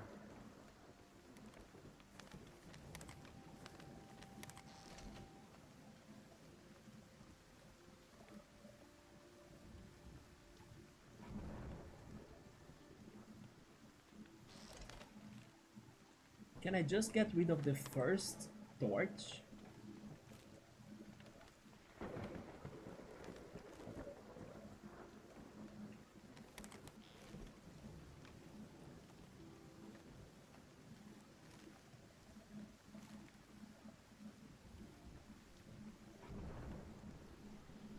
I think I can't. Because I always need to be walking.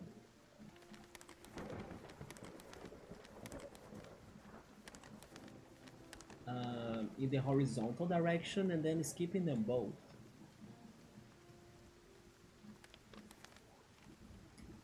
Oh boy. You were expecting Xbox 2 but not PlayStation to release their games on the Switch, or do you mean to make the poll? Or maybe both things? Regarding Xbox, you know the game that I really want to see on the Switch? It can also be on the Switch 1, not just the second one. Hi-Fi Rush. Where is my Hi-Fi Rush on the Switch? I really want Hi-Fi Rush on the Switch. That game was very good. I think it was one of the most satisfying to watch credits I have seen in my life.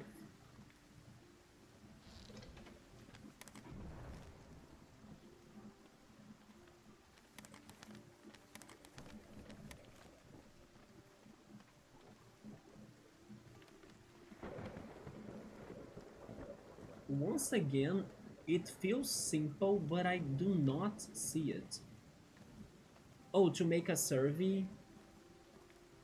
Interesting.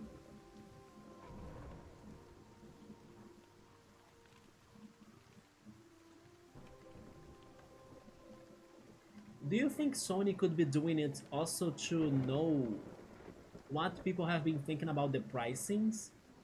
Or do you think their objective is more towards the console itself, like what it can do? Like its characteristics? There is a rumor that Xbox will be releasing a portable device, right? Have you heard of it? Like a portable console as well?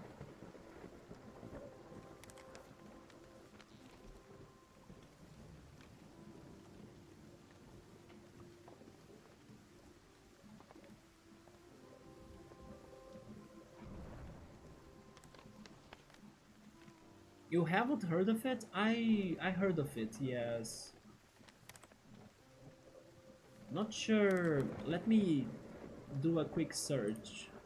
Not sure when it was, like, when they are going to reveal it, right? Maybe this year or not, I'm not sure. Xbox portable console.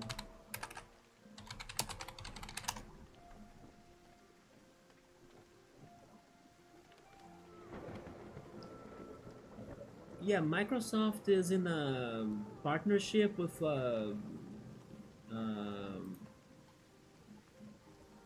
manufacturer to be announcing a portable console with the Xbox brand that will be released soon, right?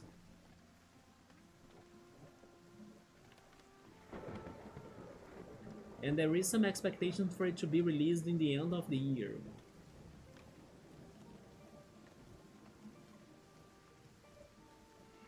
It is pointing that maybe Asus is the company or the manufacturer that has been partnering up with Microsoft to do it. Yeah, that's the information I could find in here. Yeah, Xbox handheld for 2025 being made by Asus. Let's see if that's really real, right?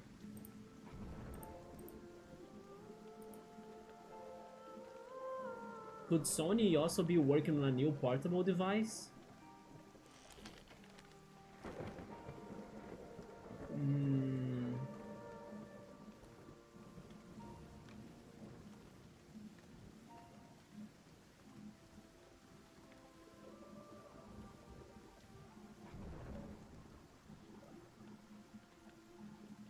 What am I missing? Come on. The thing is that I don't know if my brain is still thinking thoroughly, you know, it's kind of... It's a little bit tired, I think. But I do want to finish this level.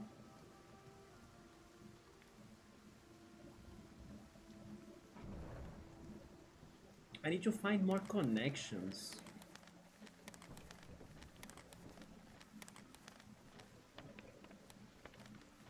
But I need to think where I need to get. I need to get to that freaking door. There is no way I can get to this rock. Oh yes, I can do this as well. I forgot about it. But then of course...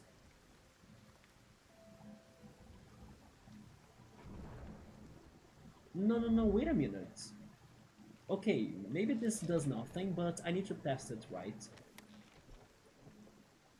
Maybe I'm assuming things. Wait a second here. I can go there. I can get this rock back, right? Because I haven't really used the... Oh, never mind. I cannot get to it if I don't get rid of the rock first. Okay, yeah. I'm stuck in here. I was thinking about using the moving platform to place my character, to place Paige on it. But I guess I can't. Because maybe Paige could find a way to enter that door, you know, and do this kind of backwards.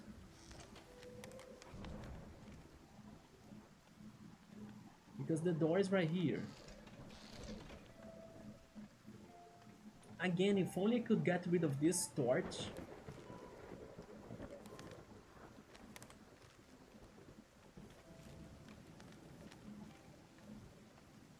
I mean, that gets rid of it, but then I cannot move this anymore, right?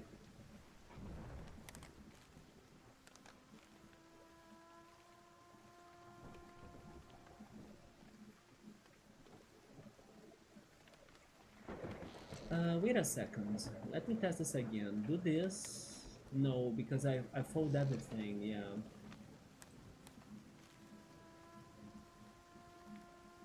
I'm walking in circles in here.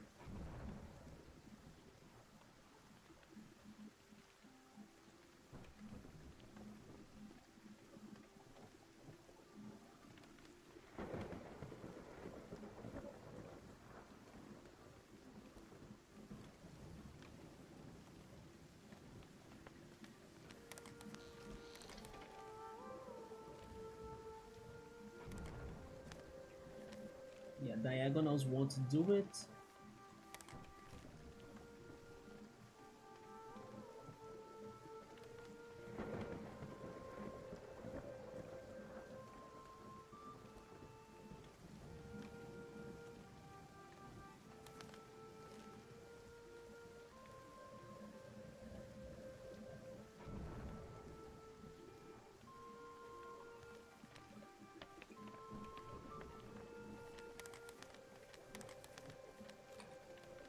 Yeah, whatever I need to do, it is between these two parts of the puzzle, right?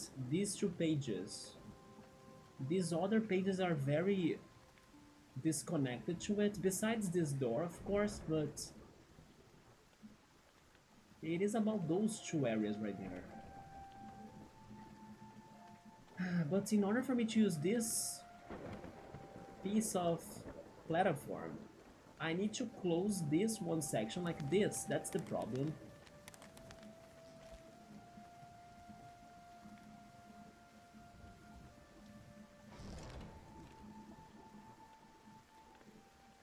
It's the only way I can use it.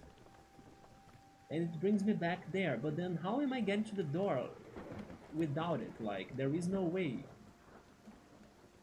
What happens if I fold it like this? Nothing, you see? Pretty much nothing.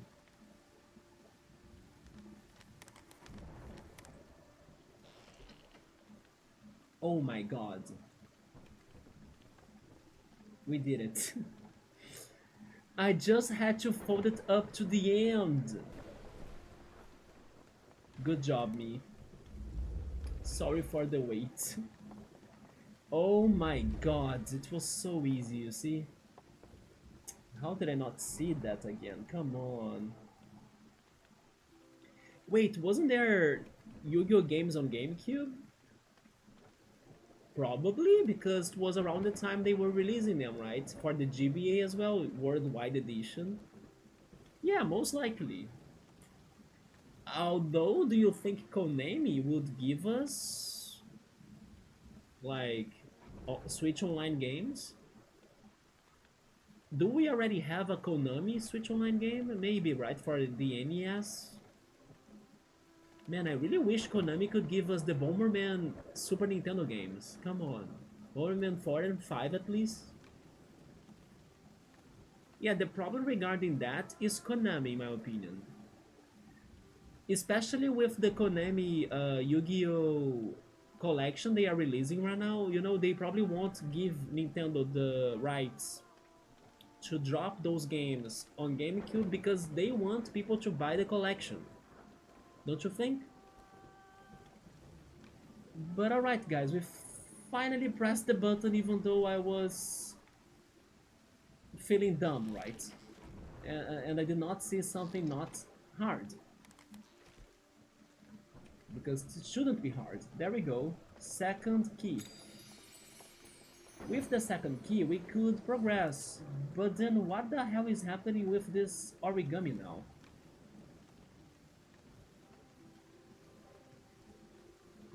Opening the door there won't change anything regarding the origami, right? So it is solvable. At least I could get up there, that's the new part. And then I'm guessing I'll need to do something about the number 4, right? But oh, maybe they want me to get there. Okay, let's see if I can do it. I probably need to use this, right? Go back. Yeah, it looks like the number 4 domino pieces is important for this. Yeah, because I will be able to get up there. Oh, look at this, look at this, look at this. Origami! We found a dove. Just a pigeon with a skincare routine. Dove is a big brand in Brazil too, by the way. That was some free sponsorship, wasn't it? Damn. Okay, now we can finally progress. You see, once I saw the freaking impossible to be seen passage, everything worked out. That's me in video games. I always get stuck for minor things, right? Wait, speaking of being stuck, how the hell do I leave this area now? Oh, okay. Yeah, okay, and then I get this. There we go. Now I go there, I unfold this. I unfold that again. We fold this back. We go back as well. Any guesses for what could be the next world? After the swamp, the forest, and the cave? I have no idea. Then we go to the other door. Yeah, this door. There we go, finally. Hello, next world? Oh, she did find the bird eggs she wanted, right? You again! Hands off, the eggs are mine. Also, by the way, in between these words, they normally give us some cutscenes about the plot. So let's see what's going to happen. Did you find the Yu-Gi-Oh games on GameCube? Wasn't the one you guys like, Forbidden Memories, a GameCube game, or was it only for the PS2? I'm not trying to defend the billion-dollar corporation, and this will get hate, but do people really not know games are significantly cheaper these days? Buying Mario Kart in 1997 would cost roughly 120 today. Yeah, inflation is always a thing, right? I think the NES was the most expensive console released by Nintendo if you consider inflation. Yes, I did find, or I did see one of those comparison charts today, cool.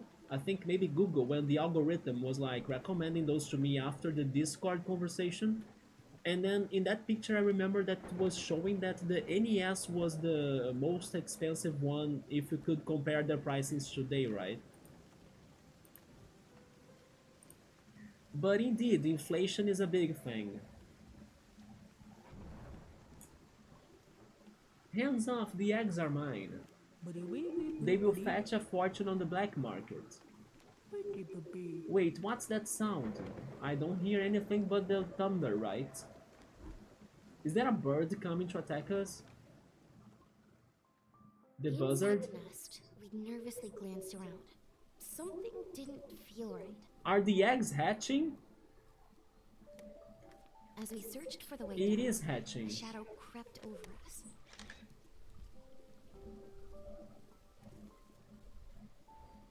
Before I knew what hit me, I was tumbling through the branches below. Oh wait, it was not hatching? Oh! It came from the sky, okay, it is the mom bird, right? It attacked us because we were next to the As eggs. I fell, the present gave way to the past. I remembered the first disappearance. That's what I wanna know. Yes, I need to understand how her brother really disappeared by playing with the papers. And also I want to know what their parents did thanks to his disappearance, right? Tell me more, Paige. I'm very curious about this. This looks like it's folded. Okay, maybe like this? No, it is a diagonal folding. Oscar had vanished. Yes. Everyone was worried sick. Yeah, what did the parents We do? searched the village high and low Until finally? Giving up? Dad found him playing with bullfrogs down by the water. Oh, but okay, he did not disappear into the paper world, right? He just was playing with the sexy frogs. How he got there? Nobody knew. Hmm. Everyone was just pleased he was safe. For now. Until he disappeared later again. And then we were saved by the autumn leaves, right? Several hours later, I finally came around. The rain had eased, and I could feel the warmth of the sun.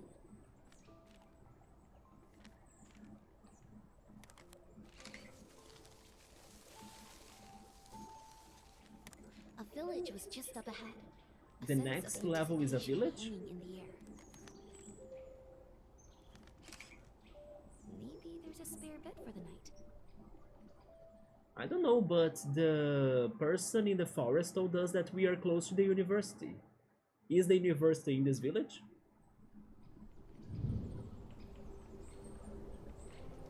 So this is the next word. Word select. Oh, it's called autumn. There are only two origamis in here. Maybe it is a short level, just like home.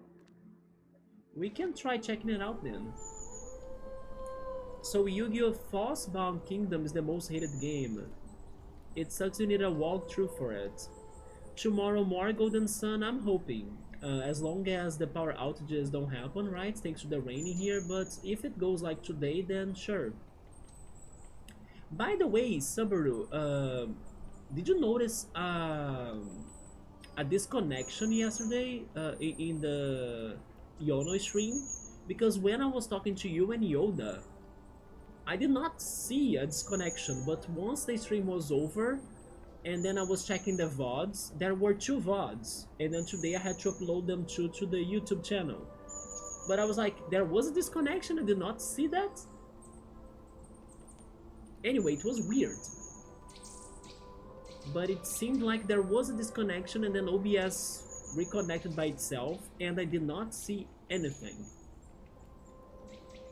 But regarding Golden Sun Tomorrow, we are stuck, right? Yeah, you haven't noticed it because it was so crazy. Like, I normally get the sound effect or sound alert of like you disconnected. I heard anything. I felt like, oh yeah, there we go, finally one stream day that I didn't get disconnections. But no, there were two VODs. Hopefully we didn't miss a lot of things in between the conversation and also the dialogues of the game, right? Yeah. But I thought it was very weird.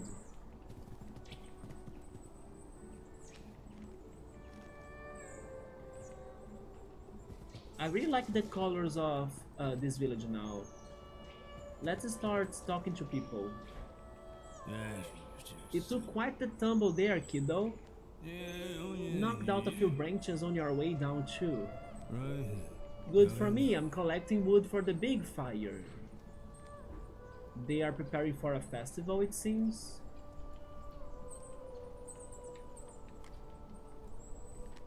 I don't know if there is something for me to be doing. Oh wait. I mean, that creates a path, but there is a platform there. I need to find a way to get there, right? Or maybe I can get there from going down as well.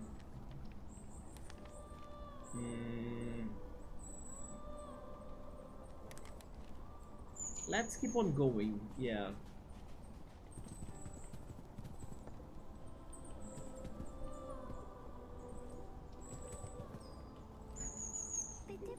Whoa, where did you come from?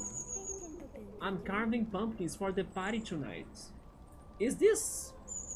It could be Halloween, or it could be the one celebration they have in the Peanuts comics, right?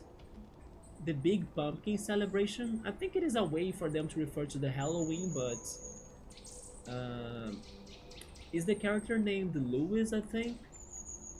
He's kinda hyped for the big pumpkin and everything in the Peanuts comics.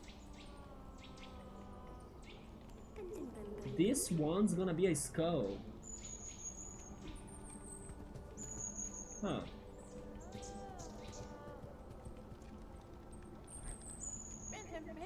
Hey, did you come from the forest? Yes, we did.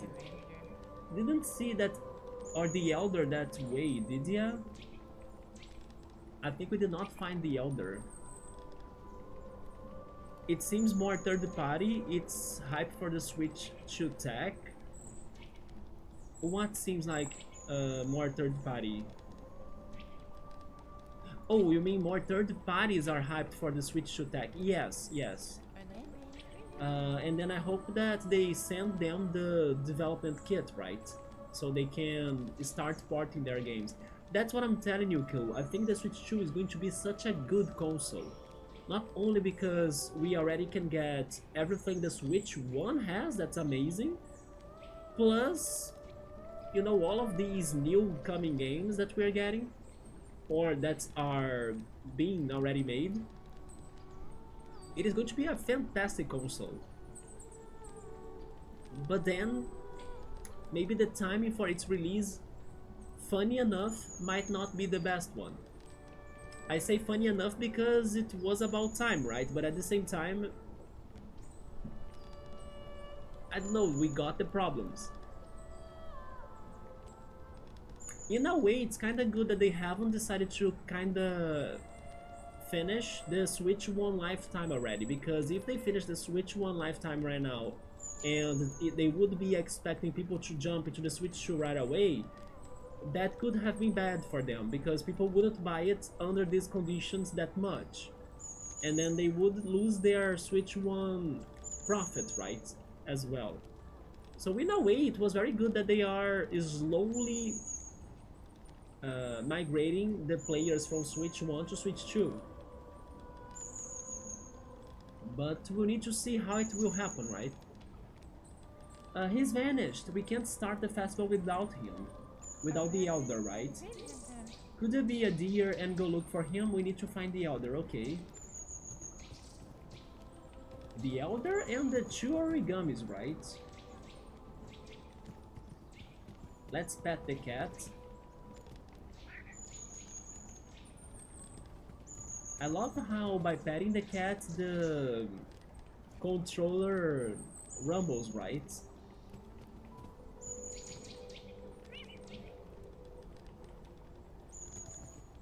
It is a very nice effect.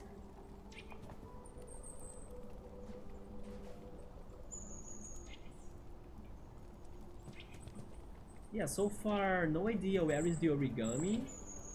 Oh, that's the big fire, right? It seems like they are going to burn a bird, so is this a reference to Phoenix? It sounds like a Phoenix celebration, right?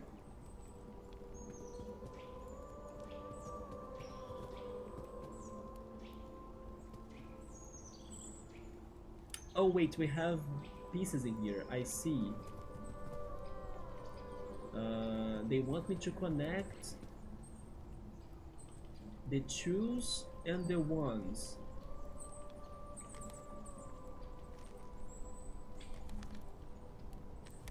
Like this then, no? Um, Lower then?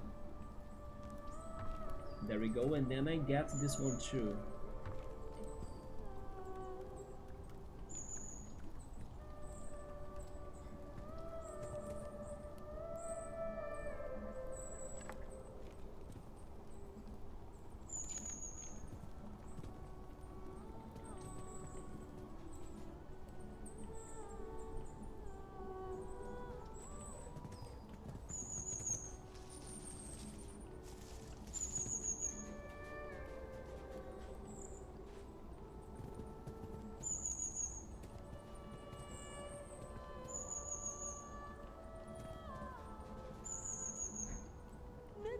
Hello there, dearie. Have you seen my grandson anywhere? Oh, maybe it was a boy then, the person in the forest hunting for birds. Maybe it was her grandson. He gets in so much trouble these days. He's a right little terror. I mean, I'm guessing it's that person.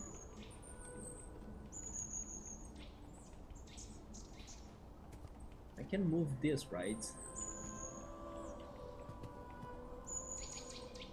I still don't see any origamis. How are the origamis hidden in a village like this? Are they behind the trees?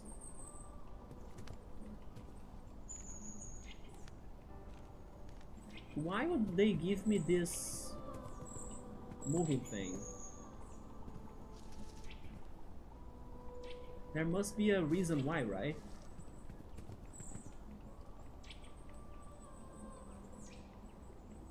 But I don't understand this right now.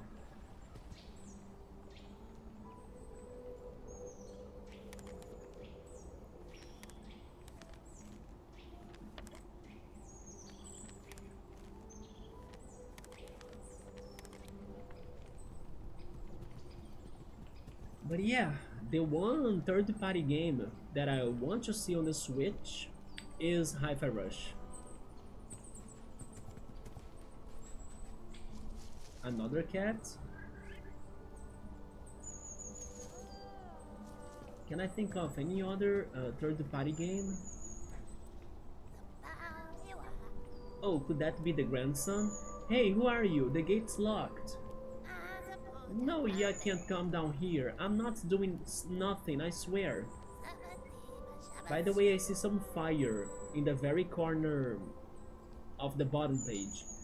I've got it under control. Go back the way you came. Do you mean the fire? Also, by the way, there is an origami there, finally. I'll need a key though. Yeah, the woods are on fire.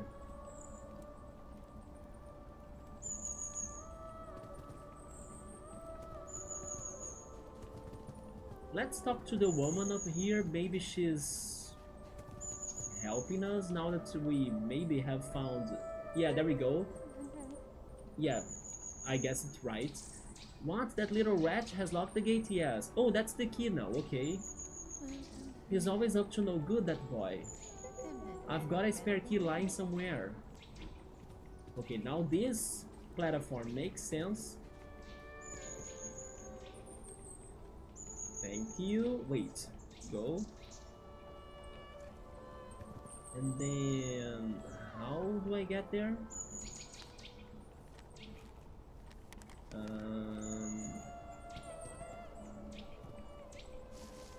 I'm not seeing something.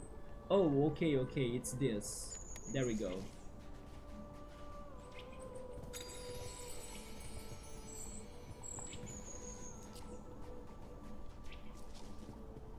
Maybe this is just a very simple intermission puzzle solving area, right? Which is always appreciated. I was expecting a little bit more of plot development in here, but maybe not. There we go. Hey, I said get out of here. Alright, you got me. I was just lighting some fireworks. Kids should not be lighting fireworks inside the fire to put all of the village under risk, right? It was an accident, I swear. Oh boy.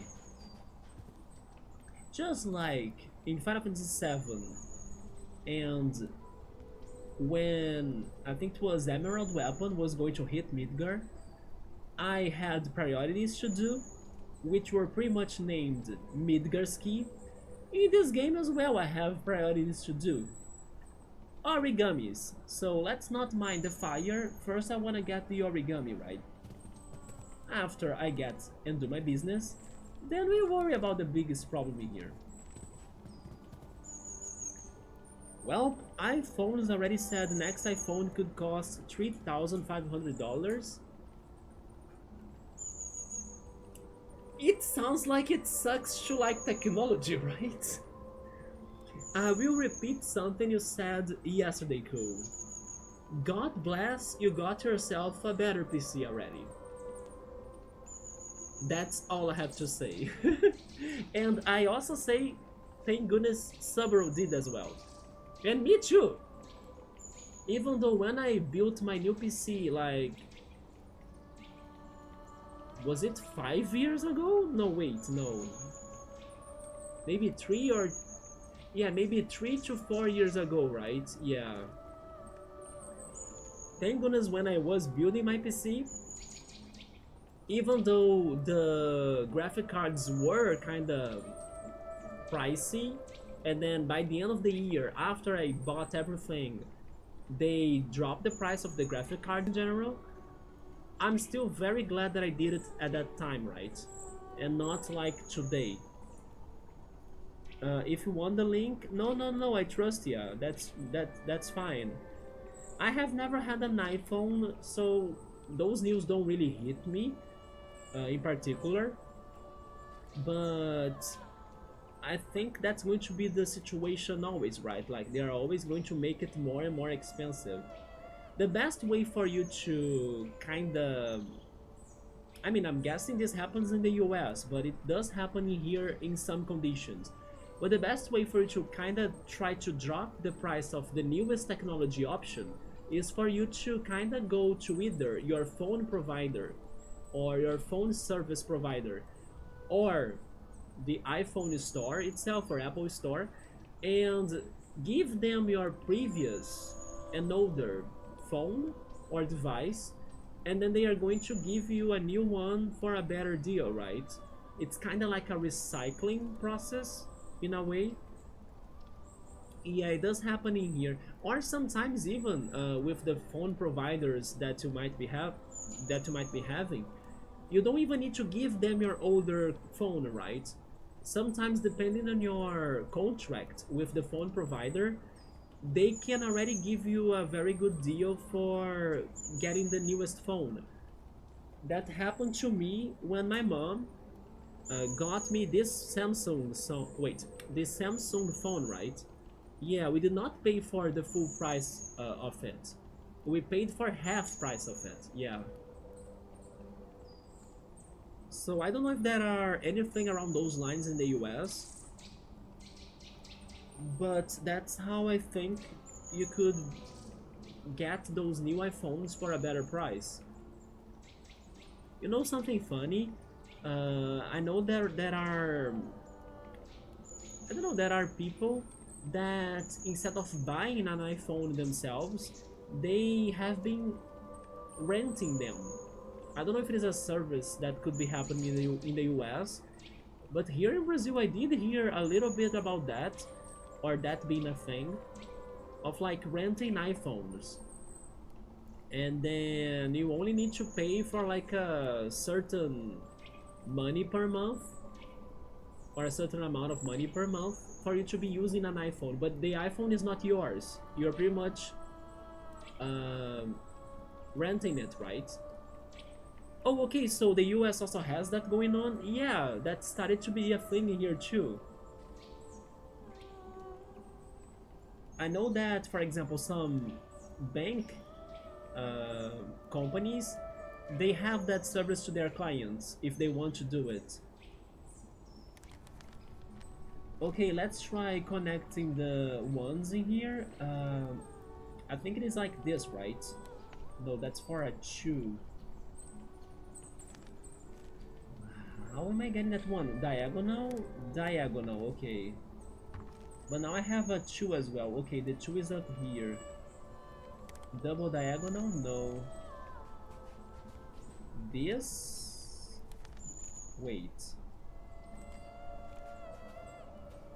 I need to get out of there, so maybe like this. There we go. We got the origami, one of them. It's a flamingo. It is not pink, it's salmon. Thank you very much. Is salmon not pink?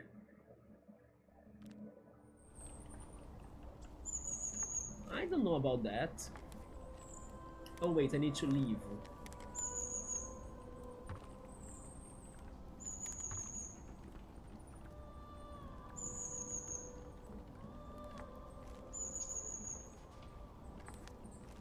Alright, now we can deal with the fire, hopefully.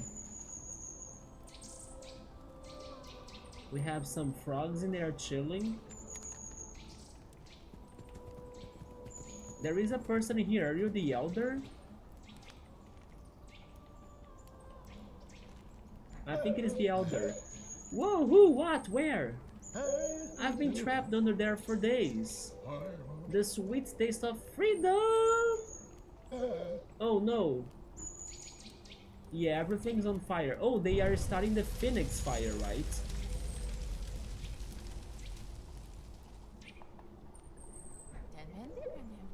Ah, it's too soon! The fire is spreading! My firewood up in flames! How can the fire teleport between the statues though? What is that sorcery? And then they ask me how can I bend the words in paper? But this is also crazy, right? What's that smell? It smells like toast. Oh my, fire! My wooden bird! What's all that commotion? Even the one that has the bottom of it on water? What the hell? How are these things connected? Subaru is saying it's the wind. Where is the wind? I cannot see the wind, Subaru. Those leaves on the floor should be, you know, all whoosh whoosh. If the wind was here. You see a fire on the lake? Logic, please?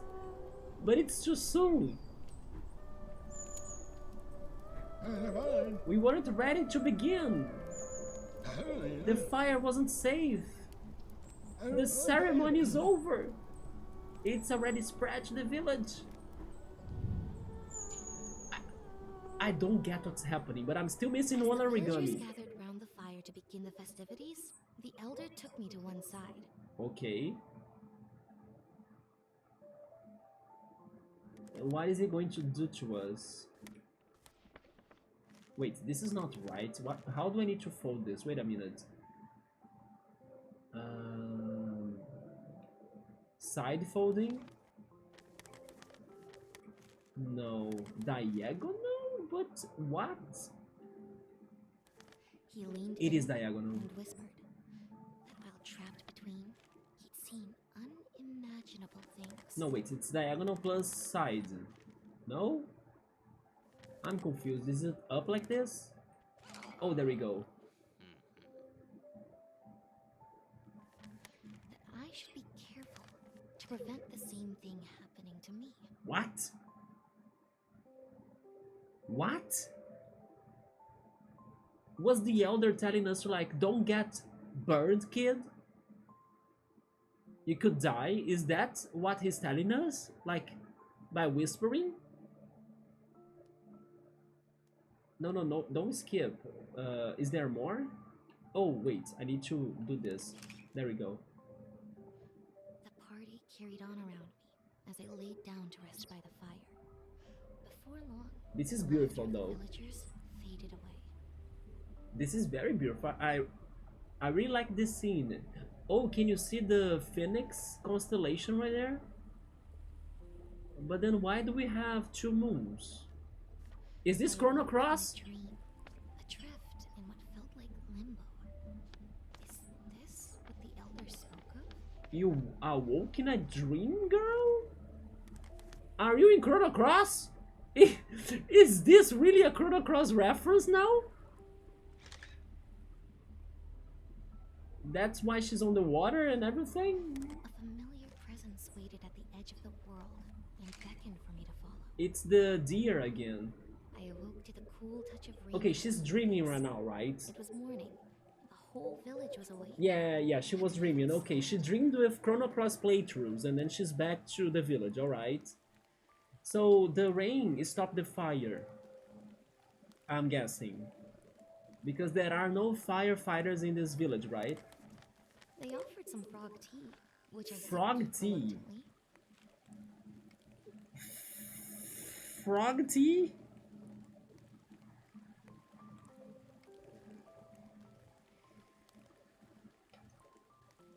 Now that's something, isn't it? You don't actually drink the frog, do you? It's just like cat poop coffee?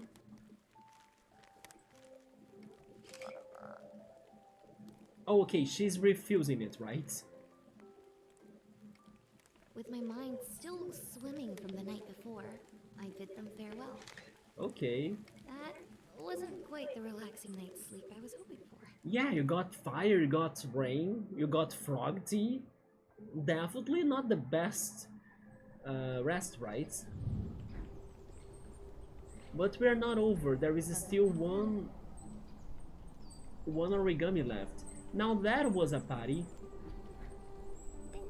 That was the biggest fire I have ever seen. Well done, finding the elder. Where's he got to, wait, where's he got to now though? Always disappearing, that man. Maybe the elder knows about the paper folding things. Hence why he gave us that ominous message. If he's always disappearing like you say.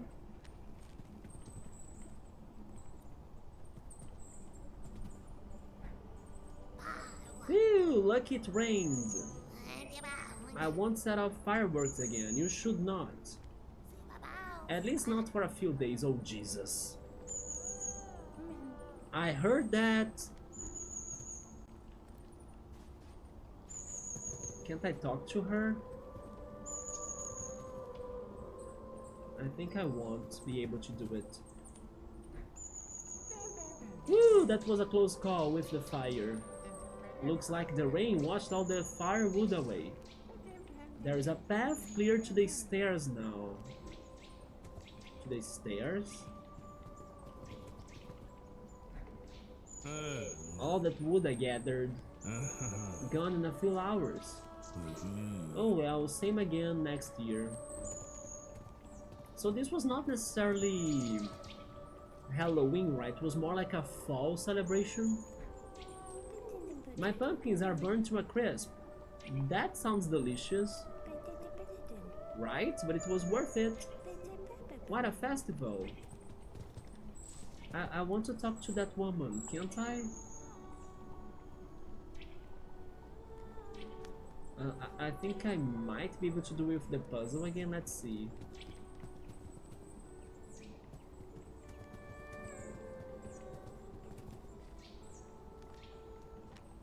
How did I do it again though? Like this, wasn't it? No, this is going to put me to the other side, not really talk to her. I don't know if I can do it. One year I wanna go to Nintendo Park or a Pokemon Center. Are you close to the ones in the US?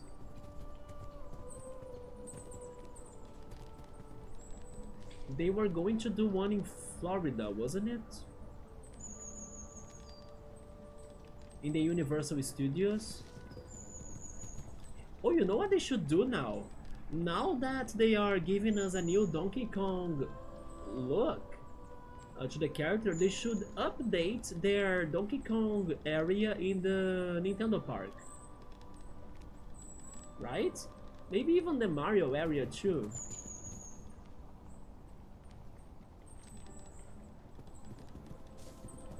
Again, I think they should work on a Zelda area next.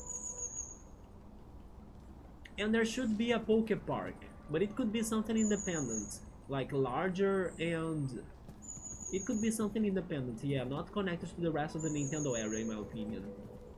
Just like the game, there is a Poke Park game, right? You wish they added more Pokemon centers around the world? I wonder why they don't have more, isn't it crazy? I wish they had more Nintendo stores as well, but why are they so limited?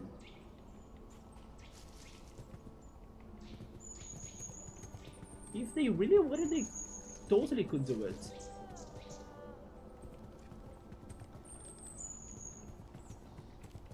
Let's talk to these guys. I mean, never mind, they are the same people, right? But then the Elder is here. Quite the festival, hey! Now remember what I said, don't get burned. Oh, he knows about it. Be careful with your gift. Don't get stuck like I did. How did he get stuck? Imagine if there is like a limited amount of time that you can use the paper bending ability. What are you waiting for? Skedaddle! Whatever that means. Okay. Does Brazil have Pokemon Center? I doubt it. Nah. Definitely not. I wonder if there is even a Pokemon Center in Latin America? If there is one, I haven't heard of it. Yeah.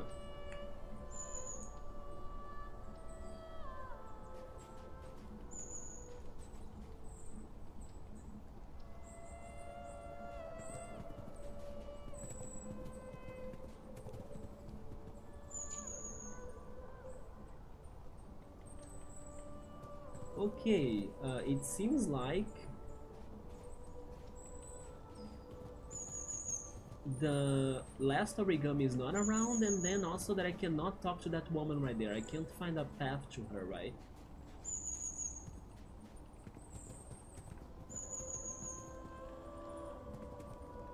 Oh, never mind, I just found a path to get to her. It was the easiest path ever. Why did it not work at the first time?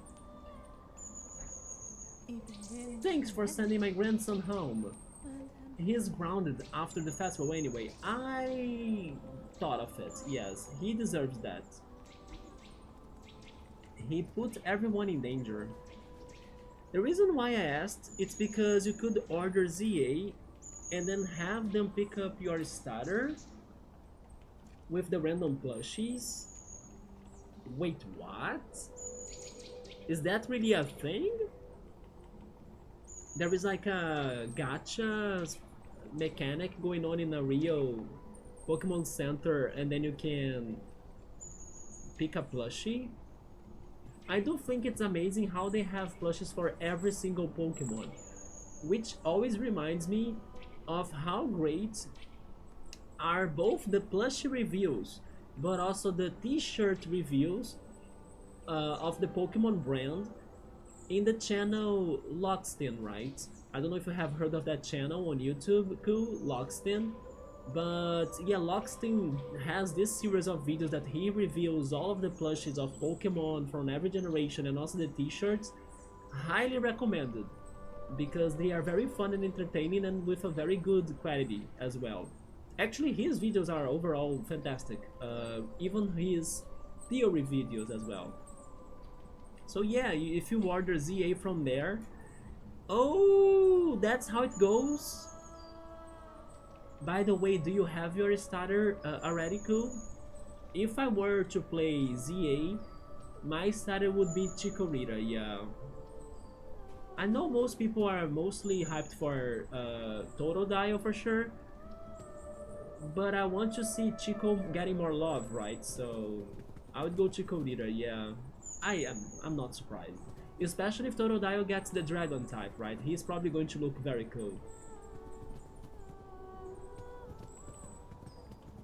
I do think Totodile is a favorite.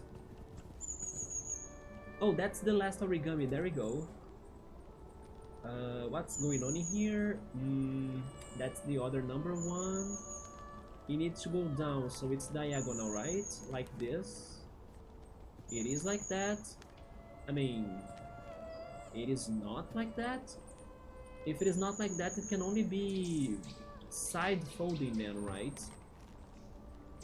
But how? Because it's going to cover it.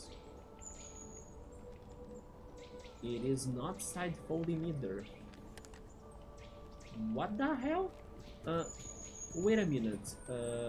Let's try going there. Oh, I cannot because... Oh, this needs to connect. Okay, so... Okay.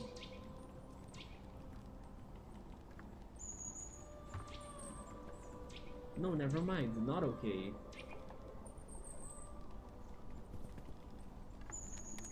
What?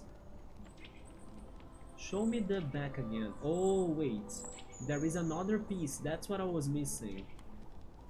Yeah, there is another piece in here. That piece right there. It's like this, right?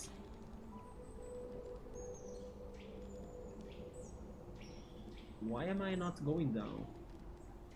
I can't? I can't.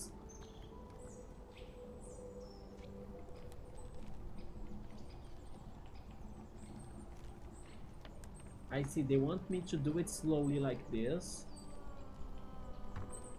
Then now I go down, right? Yes. Oh, I see, and then I will open it, and then the origami will be here. There we go.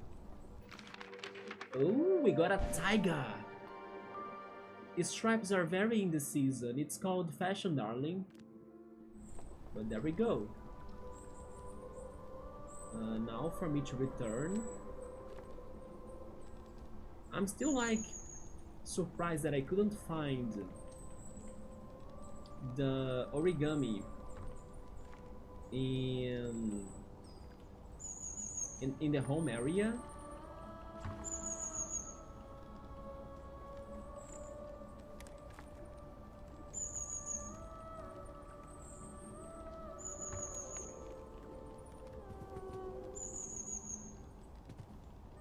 Wait, what? Am I stuck? No, there we go.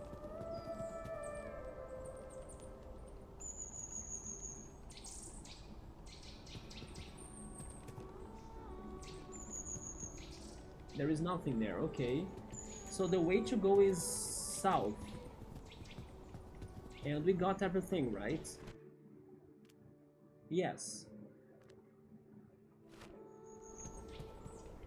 What is the next word? A lake? Sabri is leaving, I'm also leaving, man. I'm just going to check the next word and then I think it's going to be it. Stairs?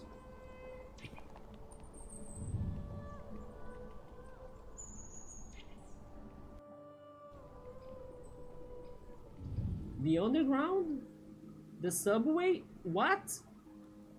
Fossils? Fossil Valley? Good day, you there. What brings you here? Careful not to touch anything, I'm excavating this site. These foundations are very strangely shaped.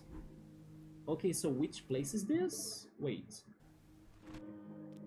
Oh, the ruins. Okay, so next Saturday, we'll be exploring the ruins. This game's next area.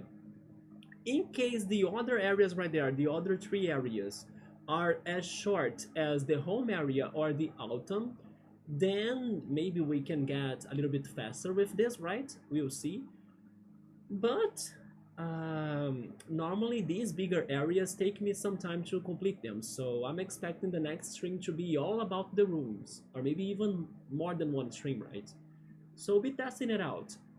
I wish I could have found the last origami at our home area, but as I couldn't do it once I returned there already, I think it's going to be one of the last things we need to be going after, right? As we progress in the game. But yeah, the ruins will be our next area to check then. Good night, Subaru. Take care. Also, good night, everybody. I'm also finishing it here. Yeah, I'm also leaving. Let's go all together, right? That's fair. I'm surprised I did quite well in the forest, especially in the beginning. But I did get my stuck part right, as expected. I think it must be a thing, because the game is not that easy. But it's been great, even though the mechanics have been, getting more and more mechanics. Like they have been slapping my face with mechanics. And then that scares me. But at least, even though I get stuck sometimes and like the last levels they do get all of the mechanics together, I also give it to the game that they are not impossible hard, right? Sometimes I don't know, I'm only skipping a detail or a tiny thing that once it goes over, then everything makes sense for me to solve the entire thing. So yeah, like sometimes it's more my fault than the level design. But I think that's the fun thing about playing puzzle games still, right? It's not that obvious at first. But alright, Subaruku, Bookmark, Chill Mode, everybody that stopped by, also me also in the very beginning. Thank you so much for coming. Tomorrow we'll be back to Golden Sun, hopefully. I will see how the rain goes on as well, although today it was alright. And speaking of getting stuck, we need to figure our way out of the area in there that's like a stealth area in the Kibombo Mountain. Not sure what to do in there, but maybe tomorrow it's a new day, it's a new time, and hopefully something happens. So let's get ready to get some rest. So take care, and I see you then. Goodbye.